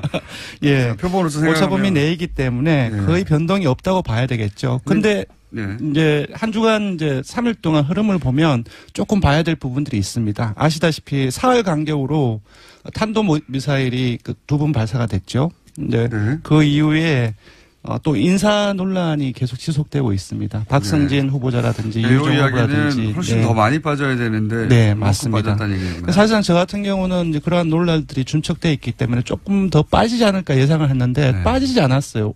오히려 어제 일간에서는 74.0%로 소폭도 올랐거든요. 그래서 그 이유를 조금 들여다봤더니 아시다시피 그 정가변 한국당 의원이 문 대통령 헌법 위반 사례 3가지를 지적하고 탄핵 사유가 있다라고 발언을 했을 때 이게 상당히 많이 논란이 됐습니다. 또 요즘 계속 MB 정부에서 이제 군 댓글 공작 개입 정언이라든지 국정원 댓글 사건이라든지 이런 부분들이 보도가 상당히 많이 되고 있습니다. 그래서 이러한 부분들이 조금 하락폭을 둔화시키지 않았나. 여론조사 기관이 참 저는 힘들 거라고 보는 게 과거 정부 혹은 과거 사례를 보면 이런 큰 사건들이 벌어지면 이제 이거 하락 포인트다라고 네네. 예상하고 조사를 하는데 하락을 안 했어요. 네. 그러면 이유를 찾아야 되잖아요. 네네. 왜냐하면 모르니까. 네네. 그 이유를 찾고 있는 거예요. 그죠? 이유를 찾는데 상당히 많은 시간이 걸립니다. 그러니까 기본적으로 생각했던 대로 움직이지 않으면 그 원인을 파악해야 되기 때문에 여기저기 게시판이라든지 댓글이라든지 다른 사람들하고 또 정치권에 얘기를 한다든지 이 과정들이 너무나 많은 시간이 걸려요. 제 생각에는 그거보다는 왜 문재인 정부의 지지율이 오랜 기간 네. 오차범위 내에서 안 움직이나 이렇게 분석해야 될 것 같아요. 네, 왜냐하면 오차범위 내 0.5% 상승했습니다. 뭐 1.2% 하락했습니다. 이게 지지율이 5%면 그것도 지난주에 핵심 지지층이 워낙 탄탄하다. 그러니까 문 후보를 찍고 문 후보 그런 부분들을 계속 말씀을 소개시켜 드렸고. 아니 뭐 좀 전환을 위해서 다음 주에는 한번 팍 떨어져야 되겠네. 아니 근데 저는 박성진 변수는 아직 별로 반영이 안 됐다고 생각을 하고요. 다음 주에는 반응이 좀 나올 거고. 그렇지도 않은 어떻게 처리가 되느냐에 따라서 좀 달라질 테고. 지지층에서도 상당하게 좀 반발이 있기 때문에. 근데 이제 저도 그럴 거라고 생각하고 여론조사를 거의 석 달 가까이 자세히 봤는데 별 변동이 없어요. 예, 조금 말씀드리면 그러니까 변동이 없는 거를 지금 계속 증명하기 위해서 이걸 하는 겁니까? 그렇지는 않고요. 그렇지 않은데 여론조사 기관은 항상 분석을 해가지고 이유를 제시해 줘야 되잖아요. 그게 이유를 매번 만들기 힘들다. 이제 박성진 그 후보자 인사 논란도 학습 효과, 참여정 학습 효과가 있기 때문에 핵심 지지층이 잘 이탈하지 않고 있습니다, 사실상. 보호해줘야 된다. 그러니까 생각 외로 빠르게 움직이는 것은 한 포인트는 지금 핵심 지지층의 성격이 어떤지 그것을 좀 분석을 해볼 필요성이 있고요. 핵심 지지층 분석을 제가 한번 본 적이 있거든요. 네. 저 90% 위에서 내려오질 않아요. 계속 거기 있어요, 그냥. 중간에 상당히 많이 있었고 전체 지지율은 조금씩 떨어지지 않았습니까? 근데 핵심 지지층만 보니까 90%대 중반대에서 계속 일직선으로 가고 있는 거예요. 네, 우리는 로열해요.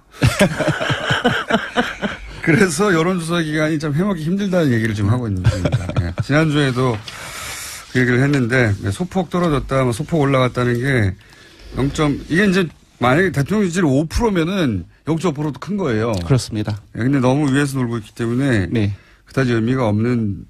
오히려 저는 안철수 대표가 이제 드디어 당선이 됐잖아요. 네. 그리고 이제 본인이 출마 이유가 지지율을 끌어올리겠다는 거예요. 맞습니다. 네. 그 결과가 궁금합니다. 조금 의아스러운데요.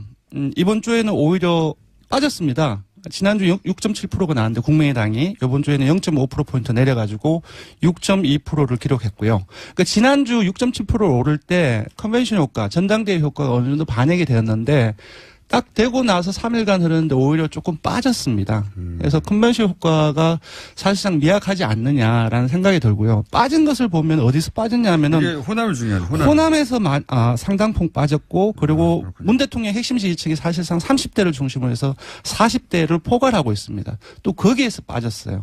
그래서 지금 홍준표 대표하고 인사도 하면서 만나고 그 과정에서 문정부를 안철수 대표가 독선과 오만의 정부로 규정하고 상당히 여러 부분에서 대립각을 세우고 있지 않습니까?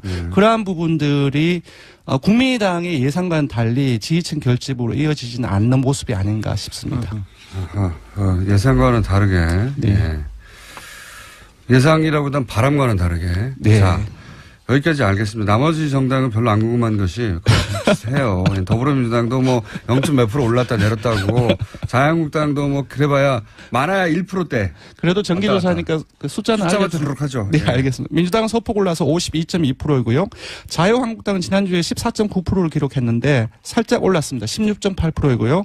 바른정당은 소폭 내려서 6.5%인데 오차범위 내에서 3위를 계속 유지를 하고 있습니다. 마지막에 정의당은 소폭 내려서 6%대를 유지하고 있습니다. 네.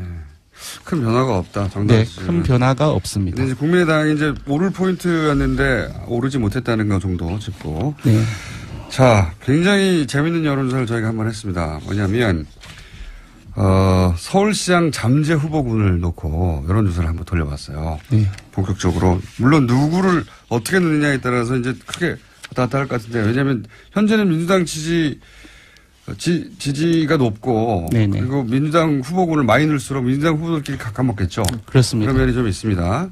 자, 일단 조사 발표해 주시죠. 내용을. 네.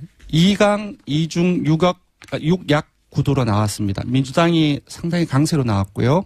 그리고 민주당 지지층과 문재인 대통령 지지층의 지지를 받는 박 시장이 강세로 나타났습니다. 숫자를 전해드리면요. 박 시장이 26.3%로 1위로 나왔습니다.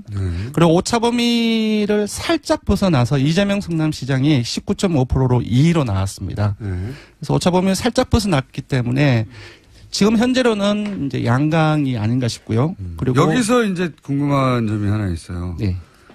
김진애 박사님한테. 네. 한마디 하실 타이밍인데. 왜? 저는 이재명이 왜 들어갔는지 모르겠는데 원래 안 들어오기로 했잖아. 누가 집어넣은 거야 이거? 그렇지는 않고요. 예. 누가 오케이 한 거야? 이재명 시장이 오케이 했나요? 이재명 시장이 경기도지사도 계속 거의 굳어졌다라고 얘기했는데 공식적으로 발표는 하지 않았어요. 네. 네. 공식적으로 발표는 하지 않았지만. 네. 제가 듣기로는 아직도 박원순 시장이 서울시장 3선 도전을 한다면. 네. 본인은 서울시장 도전할 생각이 없다. 그러면 전제는 박원순 시장이 서울시장 도전을 하느냐 하잖아요. 그거를 아직 확실하게 하질 않았죠. 그런데 이제 최근에 인터뷰에서 본인은 중국집에 가면 요즘 삼선 짜장만 시킨다고 했거든요. 아, 정말 박 시장께서 그러셨나요? 네. 이게 이제 다른 사람이 하면 재미없을 텐데 박원순 시장이 하니까 워낙 썰렁한 분이라. 예. 아니 그래서 12월 달쯤에 이제 확실하게 얘기를 하시겠다고 그랬는데 그래서 아마 이번에 이재명 시장도 노소 한 모양인데 글쎄. 저는 뺏어야 하는 게 맞다고 생각드는 게 박원순 시장이 삼선 짜장만 드신다는데 그럴 경우는 이재명 시장은 자기는 다른 곳에 도전하겠다고 했으니까. 정치라는 것이 여러 가지 변동성이 있기 때문에 지금 구도가 나오지 않은 상태에서. 근데 오늘 이거 발표하면 이재명 시장이 굉장히 흥분하시겠는데. 생각이 달라질 수 그렇죠. 있겠는데. 오차범위 살짝 벗어나는 좀 그 양강이니까. 그런데 이거는 저는 또 왜 빼고 하는 게 맞다고 생각되냐면 만약에 그런 뜻이 그렇다면 정치인 본인의 뜻이 그렇다면 이렇게 넣음으로 해서 다른 후보들의 지지율을 흔들거든요. 네. 그렇죠. 네, 그러니까 이제 진짜로 전망하기 힘들어지는 부분이 생기는 거죠. 네. 근데 다른 후보들을 흔들 수는 있지만 지금 이제 정당 요인이 그 지방선거에 상당히 많이 작용을 하는데 정당별의 전체적인 규모를 줄이거나 그렇게 하지는 않는 것 같습니다. 민주당을 보면 다 합치면 54.7%고, 민주당 한국당 계열은 19.2%, 국민의당은 10.3%, 정의당 5.9%, 바른정당 2.8% 거의 제가 봤을 때는 놓고 빼고 크게 차이가 없을 거예요. 정당 지지율에 개인 경쟁이 약간 더해지거나 맞습니다. 그 정도. 그래서 이재명 성남시장이 빠진다 할지라도 전체적인 그런 부분들이 박원순 시장이라든지 그렇게 가서 전체적인 파이는 그럼 일단 이렇게 해보죠. 민주당 후보군으로 집어넣은 사람들만 따로 빼서 하면 어떻습니까? 그러면은 지난 6월 중순에 모 언론사 의뢰로 리얼미터가 그때도 한번 했습니다. 한 2달 조금 더 전이었죠. 네. 그때 박원순 시장이 1위로 나왔고요. 네. 조금 차이로 그때도 이재명 시장이 2위로 나왔습니다. 3위 거기까지는 예상이 가능한데 3, 4위가 궁금한 거죠. 좀 차이가 좀 큽니다. 박영선 의원이라든지 그리고 추미애 현 대표라든지 한 자릿수로 나왔던 걸로 기억하고 있습니다. 이번에는 어떻습니까? 지금 이번에는 본선 한 문항만 물었는데요. 순위를 3, 4위로 일단 갈까요? 네. 민주당만 쭉 해보죠. 민주당만 말씀드리면은 정청래 민주당 전 의원이 4.5%로 민주당 내에서는 3위가 나왔습니다. 그리고 박영선 민주당 의원 같은 경우는 이제 서울시장 출마 의지를 내비치고 있지 않습니까? 4.4%로 0.1%포인트 초박빙으로 정청래 의원과 박영선 의원이 비슷한 정도네요. 네, 그렇습니다. 많이 1, 2위의 격차와 상당히 크죠. 여기서 이재명 시장이 만약에 안 나온다고 할 경우에 그 지지율을 정청래 전 의원이 가져가느냐, 박영선 의원이 가져가느냐로 갈리겠네요. 제가 봤을 때는 유권자들이 파악하는 현재 잠재 후보군들의 민주당의 이념적인 지향성 그런 것들을 봤을 때 이재명 성남시장이 드랍을 한다고 한다면 거의 대부분이 박원순 현 시장으로 갈 것이고 일부 정청래 의원 그리고 박영선 의원 쪽으로는 가는 부분들이 일본에 있겠지만 상당히 미약하지 않나 그렇게 예상해 봅니다. 지지층으로 봤을 때? 네, 그렇습니다. 네. 그렇군요. 자, 정청래 의원을 놀릴 거리가 하나 생겼네요. 그리고요. 근데 정청래 의원은 4.5% 나온 거는 상당히 제가 봤을 때는 선전한 결과가 아닌가 싶습니다.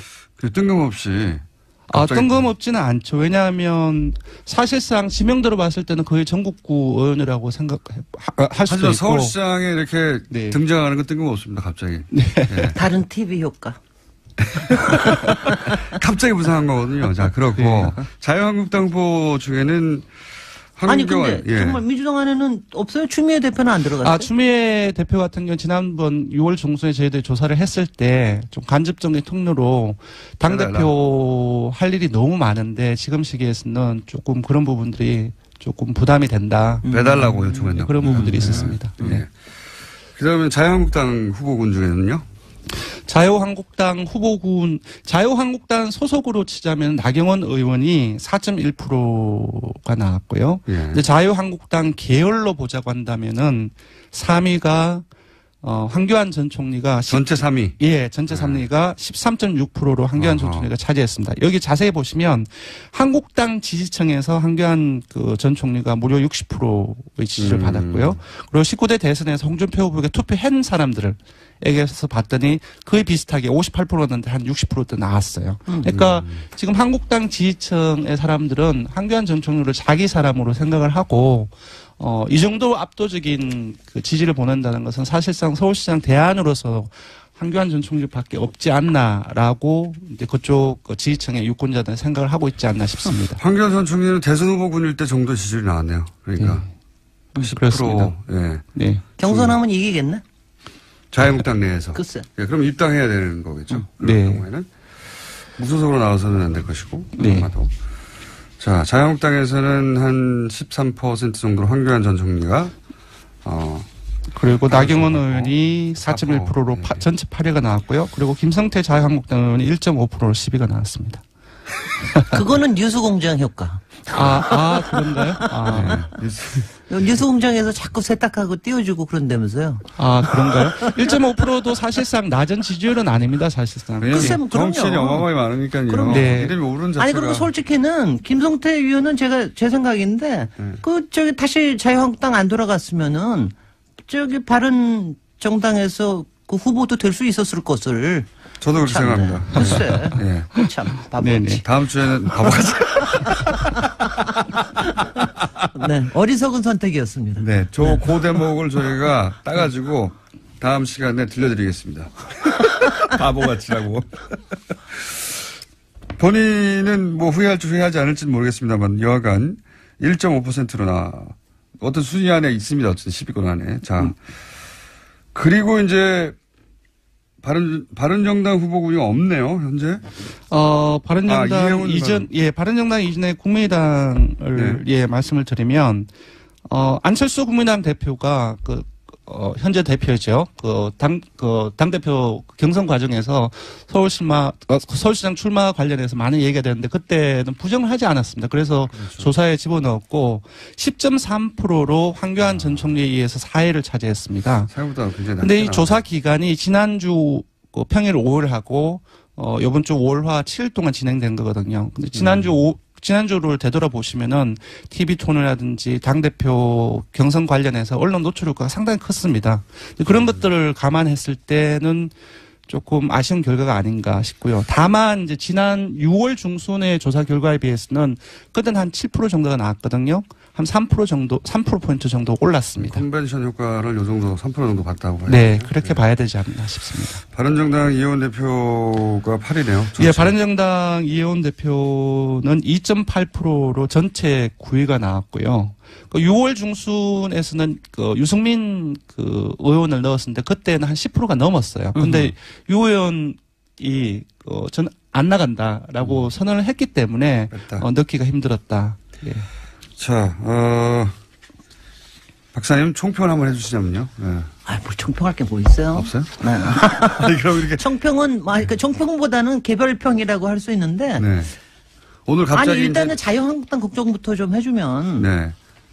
왜냐면 다음 지방선거라고 하는 게 사실은, 여러 가지 지금 트라우마가 있긴 하지만 자유한국당 이른바 보수들이 좀 이제 다시 한번 비전도 보여주고 자기들도 뭉치고 해야 되는데 지금 황교안에 매달리는 심정을 확실히 알겠어요. 그건 알겠는데 황교안 가족이 되겠습니까? 그리고 그 황교안은 일단 보세요. 그 내부에서야 경선에서 이길지 모르지만 우리가 저기 하면 일단은 박근혜하고 떨어질 수 없는 사람 아니에요. 근데 그런 사람이 되겠습니까? 그것보다 더 많은 얘기를 할 수 있지만 별로고요. 그 다음에는 그 다음에 안철수 10% 나왔다는 게 사실 굉장히 작게 나온 편이었는데 본인은 많이 걱정하실 거예요. 대표도 그렇고 부산시장 얘기도 하고 등등히 하는데 근데 저는요. 이거 뭐냐면 저는 문제를 찾아내는데 굉장히 제가 지적을 하는 게 한데 그러니까 안철수 뒤에 시장이 붙는 게 어울려요? 나는 왜냐하면 예전에 박근혜 뒤에 네. 시장이 붙는 게 전혀 안 어울렸다고 다들 그랬거든요. 박근혜 보고 행정경험 필요해서 뭐 시장도 한번 뭐 도지사나 이런 얘기했지만 전혀 안 어울렸죠. 대중들 속에 이제 그 정치인이 가지는 포지션이 네. 맞냐, 시장이 맞냐 안 맞냐. 그러니까 박근혜 네. 시장이 안 어울렸듯이 저는 안철수 시장도 굉장히 안 어울린다고 봅니다. 그리고 안철수 정치인으로서의 안철수, 뭐 인간으로서 안철수, 시민으로서 안철수는 박원순 시장을 등단시키고 이기게 만드는 정말 혁혁한 공을 세우셨기 때문에 저는 뭐 하여튼 그거를 인정하고 싶습니다. 서울시장으로는 맞지 않다 근데. 시장으로 저는 맞지 않다고 저는 생각을 합니다. 그냥 포지션이 안 맞는 것 같다 머릿속에. 포지션이 안 맞는 것 같아요. 이런 평론을 하고 싶으시죠. 아니 내가 하고 싶어서 하는 게 아니라 더 해요? 예, 더 하셔도 됩니다. 더 할 수도 있습니다. 네, 또 나머지 예를 들어. 아니 근데 왜 지금 저기 하는 게 노회찬이 안 나와서 제가 그렇죠. 노회찬이 안 나와서 제가 이거 봐 제가 노회찬을 얘기하는 이유는요. 노회찬 국회의원도 올리고 노회찬 시장도 올리고 노회찬 도지사도 올리고 죄송합니다. 노회찬 대통령도 올려요. 지금 정당별로 가다 보니까 조금 빠졌는데요. 노회찬 의원이 5위를 차지했습니다. 5위 전체 5위. 예, 안철수 그 대표 밑에인데 5.9%가 나왔어요. 네. 기억하실지 모르겠지만 민선 5기 2010년이었죠. 네. 그 오세훈 시장이 될 때 그때 노회찬 그 의원이 나왔어요. 나왔죠. 그때 3.3% 정도를 득표를 했습니다.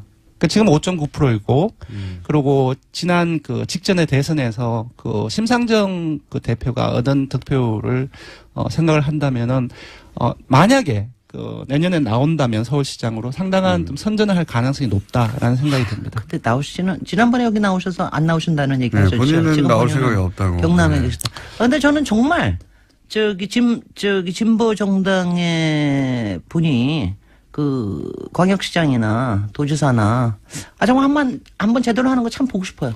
자, 시간이 1분밖에 안 남았기 때문에 이번 뒷시간이 없으니까 걔부터 말하고 나머지 시간을 쓰도록 하죠. 빨리 얘기해 주세요. 네, 조사 개요를 말씀드리겠습니다. 대통령 정당 지지율 정례 조사는 TBS 의뢰로 전국 19세 이상 성인을 대상으로 8월 28일부터 30일 사흘 동안 전화면접 자동응답 혼용 방식으로 실시했고요. 최종 완전 응답자는 1,521명입니다. 포괄 오차는 95% 신뢰 수준 플러스 마이너스 2.5%포인트, 응답률은 5%입니다. 그리고 서울시장 후보 적합도 조사는 역시 TBS 의뢰로 서울시 거주 19세 이상 성인을 대상으로 8월 21일부터 29일까지 평일 7일 동안 전화면접 자동응답 혼용 방식으로 실시했고 최종 완전 응답자는 893명입니다. 표본 오차는 플러스 마이너스 3.3%포인트, 응답률은 5.1%입니다. 이렇게 길어. 시간이 다 먹었네. 이거 녹음해서 오세요, 앞으로. 더 할 얘기가 부족하고 다음에 김재림 박사님 정치평론 본격적으로 한번 해볼까요? 재밌는데요? 권수정 실장 김재림 박사님이었습니다. 안녕. 고맙습니다. 네. 똑같은 게시판에만 다 들어갈 수는 없지 않습니까? 임무를 나눠야죠. 서로 분담하고. 아주 일사불란하게 이루어집니다. 그 과정들이요. 다양하게 조율을 해야 되고 조율의 주체가 있었을 거예요. 그래서 이제 그걸 국정이라고 추정하는 거죠. 국정원장이 주관했고 조직도 훨씬 크고 돈도 훨씬 많았으니까 그랬을 거라고 추정하는 거죠. 지금. 예. 25만 원. 정말. 그리고 합참의장. 국방부 장관한테 이거 보고하고 너무 웃기지 않습니까? 이게 그런 일이 있었다는 게 이제 구체적으로 밝혀지는 와중입니다. 네. 그 보고의 끝에 이명박 전 대통령이 있는 게 아니겠느냐라고 이제 추정하는 것이고요. 네, 심지어 청와대 행정관조차도 댓글 작업을 했다라는 사실이 드러나서 검찰이 수사하고 있기 때문에요. 점점 이명박 전 대통령을 향해서 검찰 수사가 진행되고 있는 건 맞습니다. 그러니까 그때 당시 국방장관이나 합참의장이 안보 얘기한다는 건 너무 웃긴 거예요. 두 가지 질문이 더 나온다고 항상 얘기하지만 그러면 지금은 박근혜 정권 때는 안 했냐 지금은 안 하고 있냐. 네, 저는 그 질문 꼭 해야 한다고 봅니다. 자, 다음 뉴스는요. 네, 국세청이 과거 정치적 논란이 된 세무조사의 배경을 조사하기로 했다라고 동아일보가 아침에 보도했습니다. 이 중에는 박연차 태광실업 회장에 대한 세무조사도 포함되어 있는데요. 국세청은 오늘 외부위원들과 함께 첫 국세행정개혁 TF회의를 엽니다. 이건 또 안원구 청장님이 내일 당사자거든요. 이 사건과 관련해요. 예, 저희가 이제 이게 언젠가 나올 줄 알고 청장님을 구정으로 다 해놨어요. 이 사건이 결국 노무현 전 대통령 잡기 위한 거였죠. 예, 기획 수사였죠. 예, 표적 수사라는 지적이 그때부터 계속 되어 왔습니다. 왜냐면은 태광실업은 사실은 부산에 있는, 예, 조사사국은 대기업 수사하고 이런 데인데, 예, 그것도 서울지방국세청 조사사국이 부산에 있는 중견 기업을 이렇게 탈탈 터는 경우는 없다라고 그때부터도 이건 표적 수사라고 했었죠. 그리고 노무현 전 대통령이 자주 갔다는 이유로 삼계탕 집도 세무조사를 했었으니까요. 네, 게다가 한상률 당시 국세청장이 이명박 전 대통령한테 직접 보고했다는 의혹도 있었거든요. 그러니까 원래 민정수석실을 거쳐야 되는데 그것을 하지 않았다라는 거죠. 한상률 국세청장은 나중에 이제 미국으로 도피하죠. 예, 그리고 나서 비자가 연장이 안 되는데 혹은 연장하려면 국내로 들어와야 되는데 현지에서 예, 비자를 연장하는 그런 편법이 일어났고 그걸 정부가 봐주지 않는 한 일어날 수 없는 일이었거든요. 예, 계속 그렇게 해외에 도피해 있었죠. 자, 다음 뉴스는요. 박근혜 전 대통령이 허리 통증 등으로 어제 또다시 병원을 찾았습니다. 하지만 건강엔 이상이 없는 것으로 나타났다고 한겨레 신문이 보도했는데요. 박 전 대통령은 서울 서초구 강남 성모병원에서 MRI 촬영과 함께 위내시경, 치과치료 등을 받았습니다. 지난달에 이어서 두 번째 정기검진인데 최근에 박근혜 전 대통령이 어깨와 허리 통증, 속쓰림 증상 등을 호소했지만 진단 결과 이는 나이에 따른 퇴행성 증상으로 건강에는 이상이 없다라고 합니다. 재밌었습니다. 아프실 예정이라고 저희 계속 해왔는데 마음대로 안 되고 있어요. 병원에만 가면 이상 없음으로 자꾸 결과가 나와가지고 지난번에도 아프다고 법원에 출석 안 했는데 이상 없음으로 이번에도 이상 없음으로 나왔습니다. 자, 다음 뉴스는요. 네, 박성진 중소벤처기업부 장관 후보자에 대한 논란이 계속되고 있습니다. 창조과학회 활동과 동성애 반대에 이어서 이승만 정권 등 독재 옹호 등 역사관 논란을 빚고 있습니다.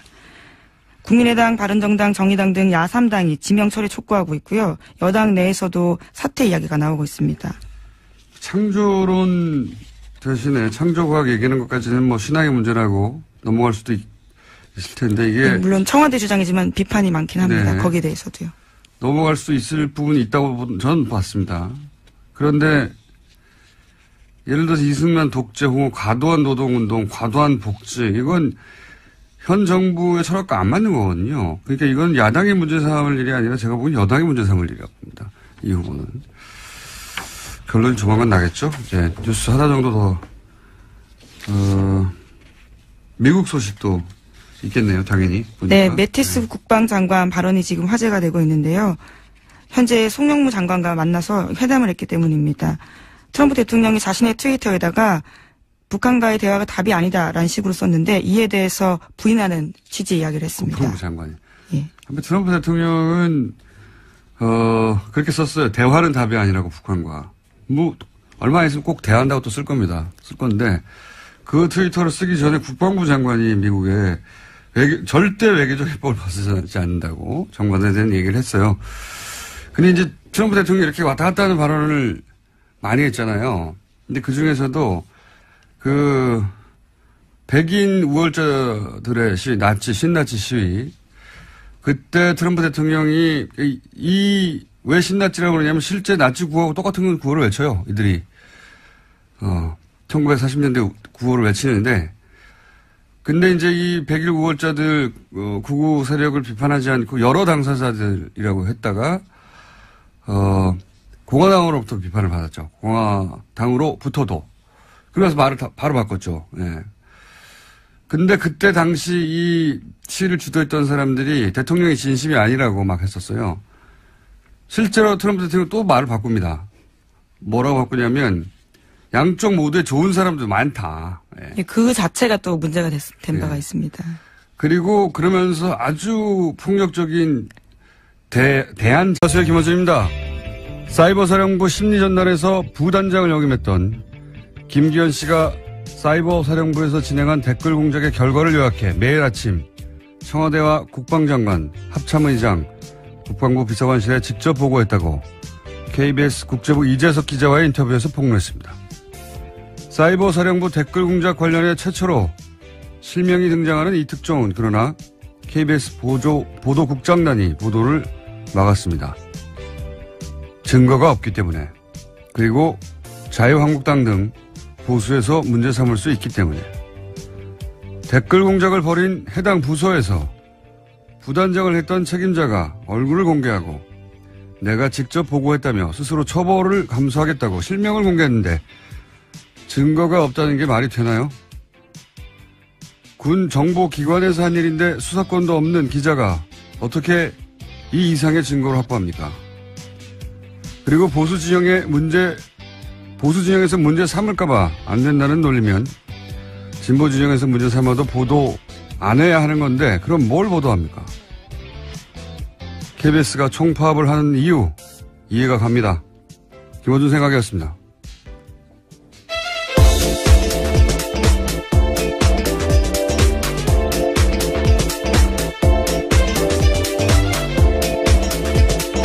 시사인의 김은지입니다. 네. 이게 여태까지 나온 거하고는 좀 다른 종류의 특종이 하나 또 나온 거죠, 이게. 사이버 사령단. 네, 당사자가 얼굴을 밝혔기 때문인데요. 네. 그리고 직접 보고도 했다고 했으니까요. 예.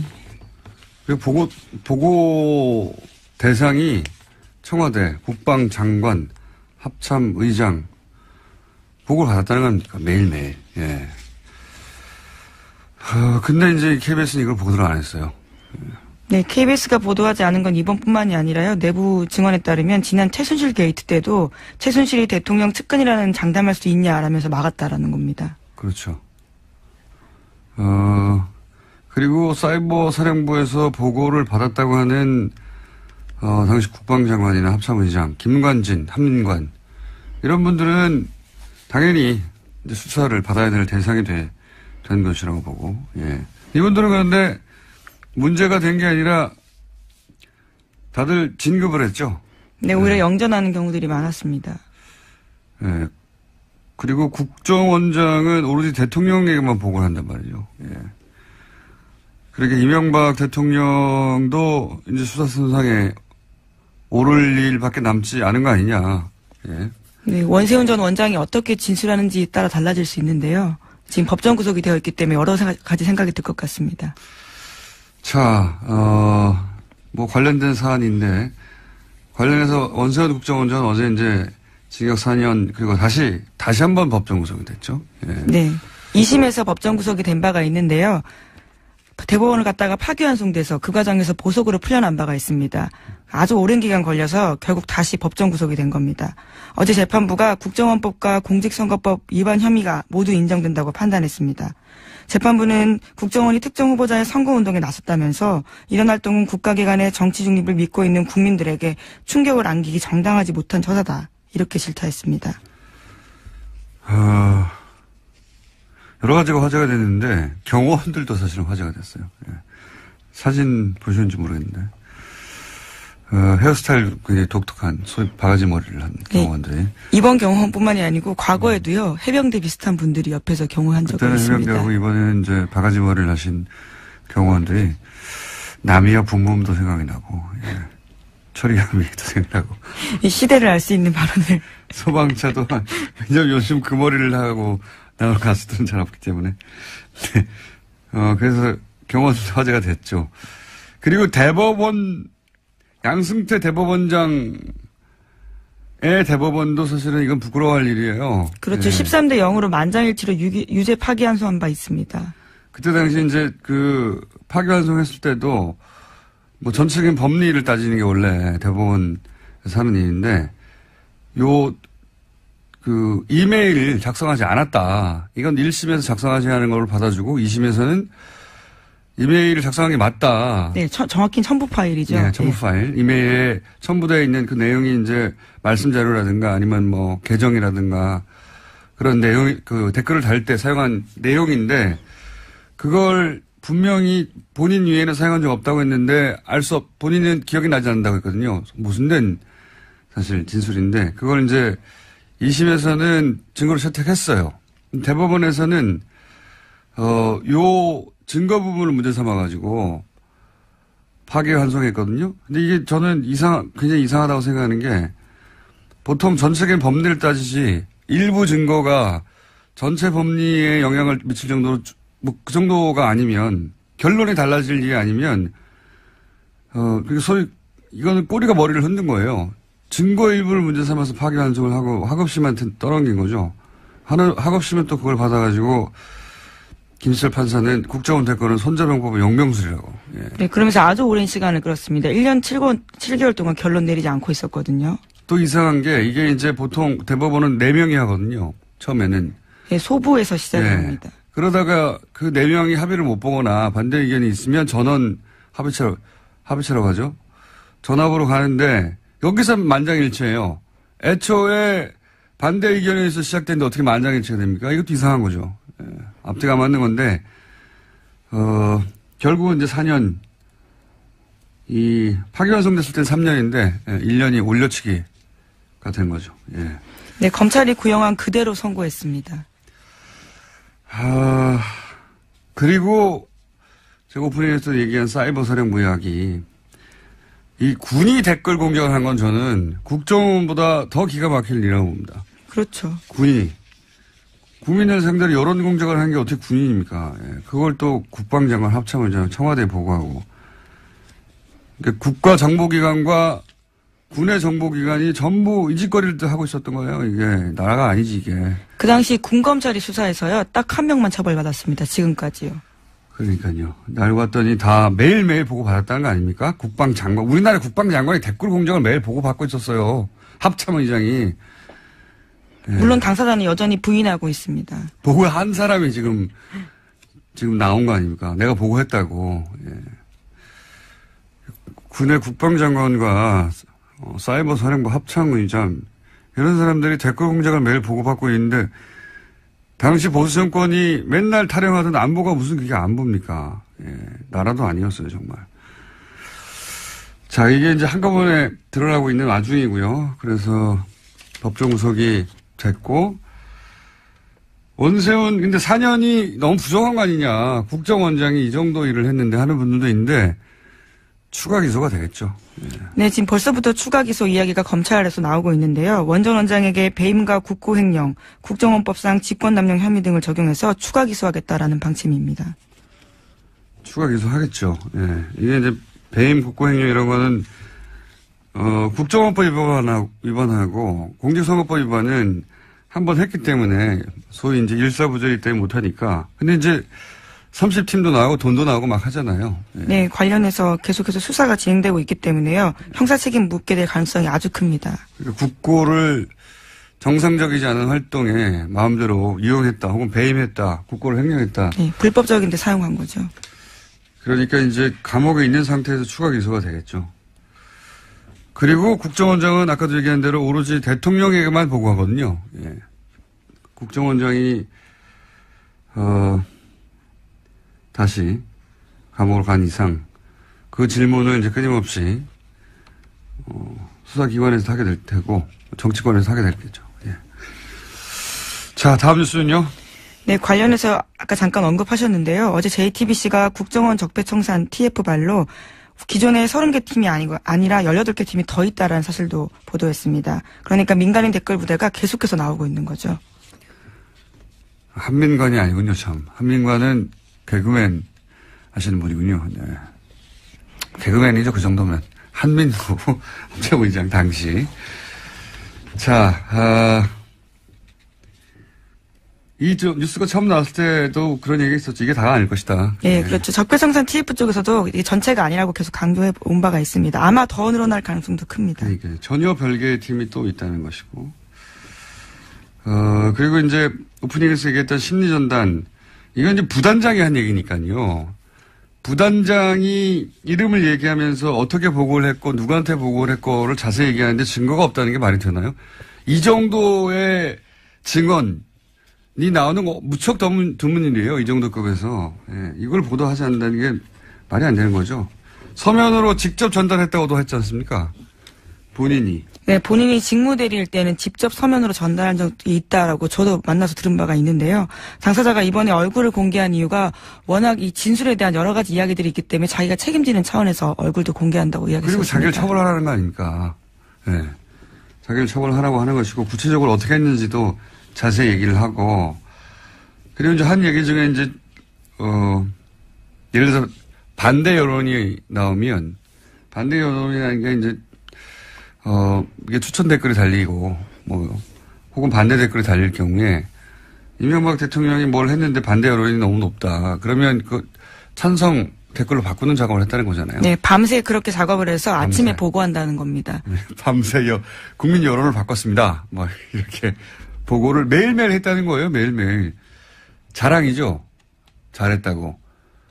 잘했다는 자랑을 위로 보고하지 않을 리가 없잖아요. 본인들은 작전 상황, 작전 계획 보고라고 주장을 하고 있는데요. 무슨 작전입니까?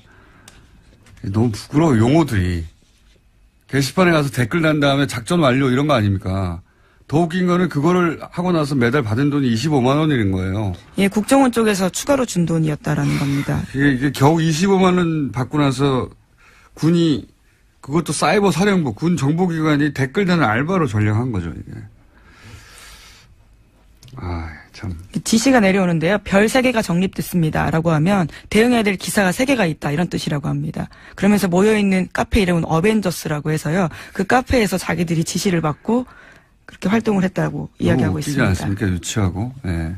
25만 원을 받고 군 정보기관이 댓글을 달고 반대 여론을 찬성 여론으로 바꿨다고 작전 성공했다고 그걸 매일 국방부 장관한테 보고한다는 게 매일매일 합참의장하고 군의 합참의장하고 국방부 장관이 그런 걸 보고받고 있었어요. 게시판에 반대를 찬성으로 바꿨습니다. 이런 거. 그리고 국정원한테 25만 원씩 받고. 그리고 논제가 거의 비슷하기 때문에요. 이것을 최종 컨트롤하는 국정원과 군 댓글 작업을 컨트롤하는 곳이 있을 거다라는 의심은 과거부터 계속 해왔습니다. 국정원이, 그러니까 이거 조율할 수밖에 없겠죠. 국정원이 전체를 조율했거나 사이버 사령부가 전체를 조율했거나 둘 중 하나일 수밖에 없는 게 그날 핵심 주제가 뭐냐. 기관이 다르니까 서로 같은 거를, 똑같은 걸 다른 논조로 달 수는 없잖아요. 그러니까 어떻게 다룰 것인지 결정해야 되고 어디서 다룰 것인가. 아닌도 집권당의 어엿한 중진 아니십니까? 비록 의원님을 비난하고 이협했을지라도 그분들 역시 우리가 보다듬고 또 품어야 할 국민이니까 어엿하게 나가시고 저는 그 이후에 출동한 놀라운 모릅니다. 게 그 이후에 상당히 급박한 상황이 있지만은 잘 슬기롭게 대처하셨고. 남의 말이라도 저렇게 쉽게 하시는데 차 안에 갇혀가지고 30분 동안 둘러싸여가지고 그렇게 협박 당해 보세요. 뭐라고 하던가요? 둘러싸고 나서 몇 명 정도? 평생 들을 욕을 다 들었다고. 왜 책을 썼냐? 책 내용이 이게 뭐냐 이런 거였나요? 저는 그분들 가짜 교포들이라고 보고요. 제가 LA하고 샌프란시스코에서 북토크에 오신 이제 교포분들 이야기를 들어보니까는요. 저 사람들은 진짜 교포 아니다. 정말 창피하다. 그런 말씀 하셨고. 교포가 아니라는 건 누군가 동원한 사람들이라는 얘기인가요? 그런 의미인가요? 실제로, 네. 이 집회를 모집하는 광고가 떴고요. 네. 돈을 준다. 그리고 세게 뭐 지르는 사람한테는 돈 더 준다.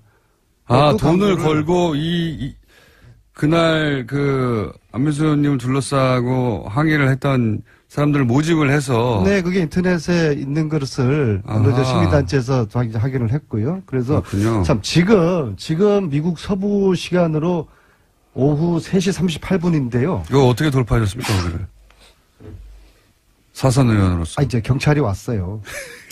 근데 지금 이 시간에 미국 서부에서 네.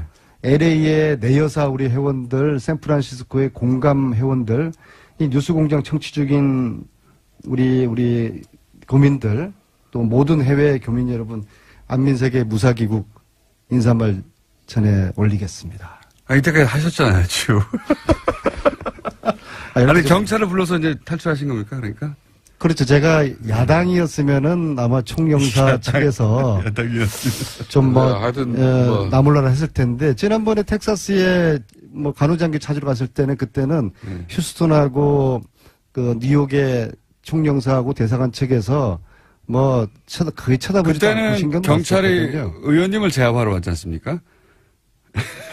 지금 제가 듣기로는 안민석 그때는 그쪽에 우리 공간의 도움을 전혀 받지 못했는데 이번에는 LA 총영사님이 그 LA 경찰서장에게 직접 전화하셔서 빨리 저 사선 의원을 빨리 수도권에 어느 정도인가 하면요. 미국 경찰의 호의를 받은 제가 이렇게 들리는 이야기로는 안민석 의원이 미국에 떴다 하면은 이미 인천공항에서 이렇게 뜨는 과정에서부터 미국의 우리 공간에는 거의 생중계됩니다. 그러면은 이제 사실상 비행장의 영접 정도까지는 아니지만은 안민석 의원의 사실 미국 활동에 대해서 우리 공간이 모든 걸 지금 다 파악을 하고 또 뒷받침하려고 노력하죠. 수도권 사선에서. 그래서 이제 사실상 이번 그 봉변 현장도 우리 공간 측에 LA 경찰청의 신속한 협조 요청에서 출동이 이루어진 거고 다 저는 대처 잘 하셨는데 이 출동한 미국 경찰하고 웃으면서 찍은 사진을 이 SNS에 또 게재까지 하시는 것은 조금 가시지 않았나 이렇게 생각합니다. 가시 않은 부분이 없습니다. 그 한 20분 동안 차에 갇혀 있으면서 봉변당하면서 그분들 얼마나 믿고 하나겠습니까? 그렇지만은 말씀이 저를 걱정하시는 건지 제가 아내님을 늘 형제처럼 또 아끼고 위하는 한 사람으로서 높아심에 드리는 오버하지 말라는 거죠. 아니 그래도 김성태 의원님께서 무사하냐고 문자 오셔서 감사한 마음을 가졌고요. 역시 우리 김성태 안민석의 케미 이것은 당을 떠나서 참 아름다운 케미구나 느꼈고요. 제가 그 경찰하고 케미가 있었나요, 지금? 경찰하고 사진을 올린 것은 많은 분들이 걱정을 하셔서 그래서 이렇게 이제 마무리하고 경찰하고 그만하죠 이제. 예, 또 그러니까 사진까지 찍었습니다. 한 15분 20분 웅성웅성하다 끝난 거잖아요. 너무 아무튼 끝나지 않은 책 선전 홍보해 주셔서 감사합니다. 이렇게까지 길게 할 얘기는 아닌 것 같고요. 예. 자, 잘 벗어나. 아니 사람이 죽다 살아왔는데 뭘 길게 할 게 아니냐고. 아니 차 안에서 가만히 앉아 있다가 끝난 거지 않습니까? 네. 그랬을 때 김호중 같았으면 어땠을까? 그 순간적으로 그 생각이 저는 나더라고요. 사인했겠죠. 다 내려가지고 그분들에게. 아니, 그 사진 찍고 한 사람 한 사람. 안민석 의원께서 독일 그 프랑크푸르트에서도 그 이제 정유라를 이렇게 신변을 확보하기 위해 가지고 그 종교 행사하는 곳을 이렇게 하루 종일 이제 흔히 말하는 그 차를 갖다 대고 이제 있을 때도 먹지도 못하고 용변도 못 봤다 그러잖아요. 근데 사실 확인해 보면은 햄버거는 먹고 또 소변도 다 본 거거든요. 그렇듯이 이렇게 엄청난 봉변을 당했지만은 그 내용은 적절하게. 저는 15시간 갇혀 있었다면 또 모르겠습니다만 15분 정도 갇혀 있다가 경찰에 즉시 출동해가지고 바로 나오신 다음에 경찰과 기념사진 찍고 돌아오신 거 아니겠습니까? 발로 뛰는 안민석의 현장 정치를 이렇게 겸하는 우리 공장장과 김성태 의원님. 자, 현안으로. 제가 이런 이야기 들으려고 새벽에 비행기 내려서 여기까지 왔는지 참으로 제 스스로가 한탄스럽습니다. 네. 그거 왜 나오셨어요? 자, 안 계시는 동안, 국민의당 생사령탑에 이제 안철수 대표가 드디어 선출이 됐습니다. 자, 각자 평가를 해주셔야 합니다. 사실 국민의당이 지난 대선 기간 동안에만 잠깐 민주당하고 이 대립각을 세웠지, 그동안 민주당과의 차별성을 거의 보여주지 못했어요. 특히 문재인 정권이 출범한 이후에는 상당히 오락가락 행보를.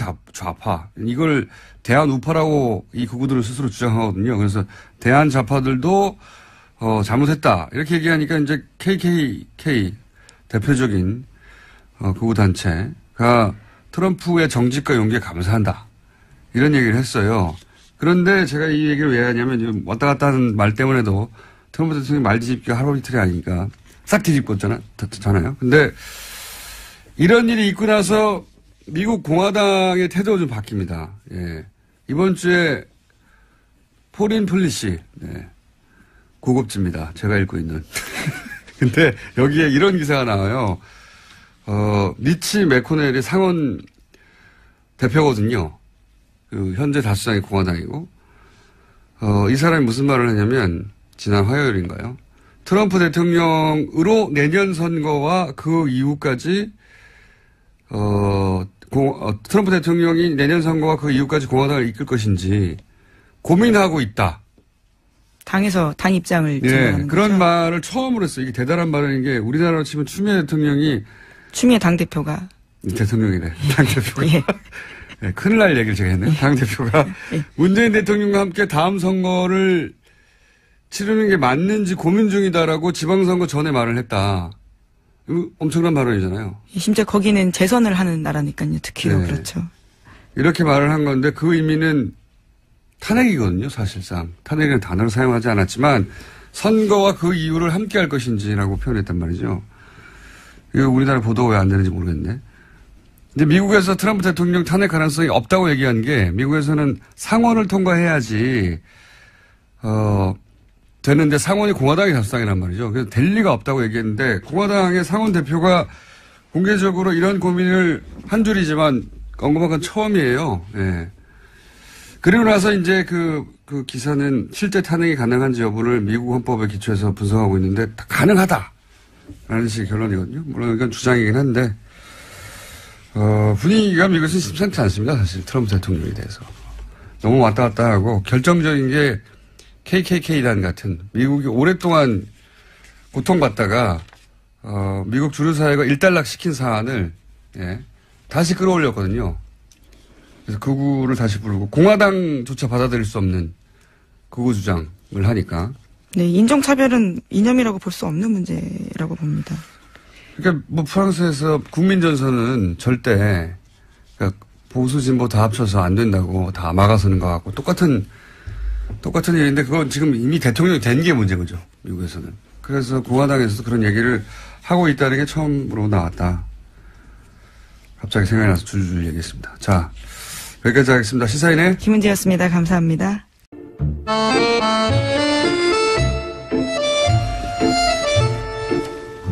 원조 핫한 코너죠. 원조. 예. 뉴스공장과 함께 무럭무럭 성장해온 두 분. 더불어민주당의 안민석 의원님, 자유한국당의 김성태 의원님. 예, 김성태 의원입니다. 불후의 명절, 끝나지 않은 전쟁 저자 안민석입니다. 미국에서 무사 귀국했습니다. 막공항에서 지금 뉴스공장 출연하기 위해서 달려왔습니다. 그러니까요. 아침에 뉴스공장 출연하기 위해서 비행기에서 내리자마자 일로 오신 거죠? 네, 제가 생각해도 대단합니다.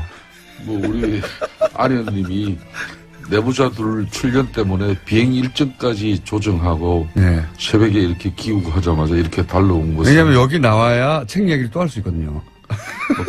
그렇게 읽혀요? 이거 읽히면 안 되는데. 근데 이번에 이미 LA에서 제가 제 봉변 당한 그 이야기 이제 들으셨죠? 아니 언론에서 크게 났습니다.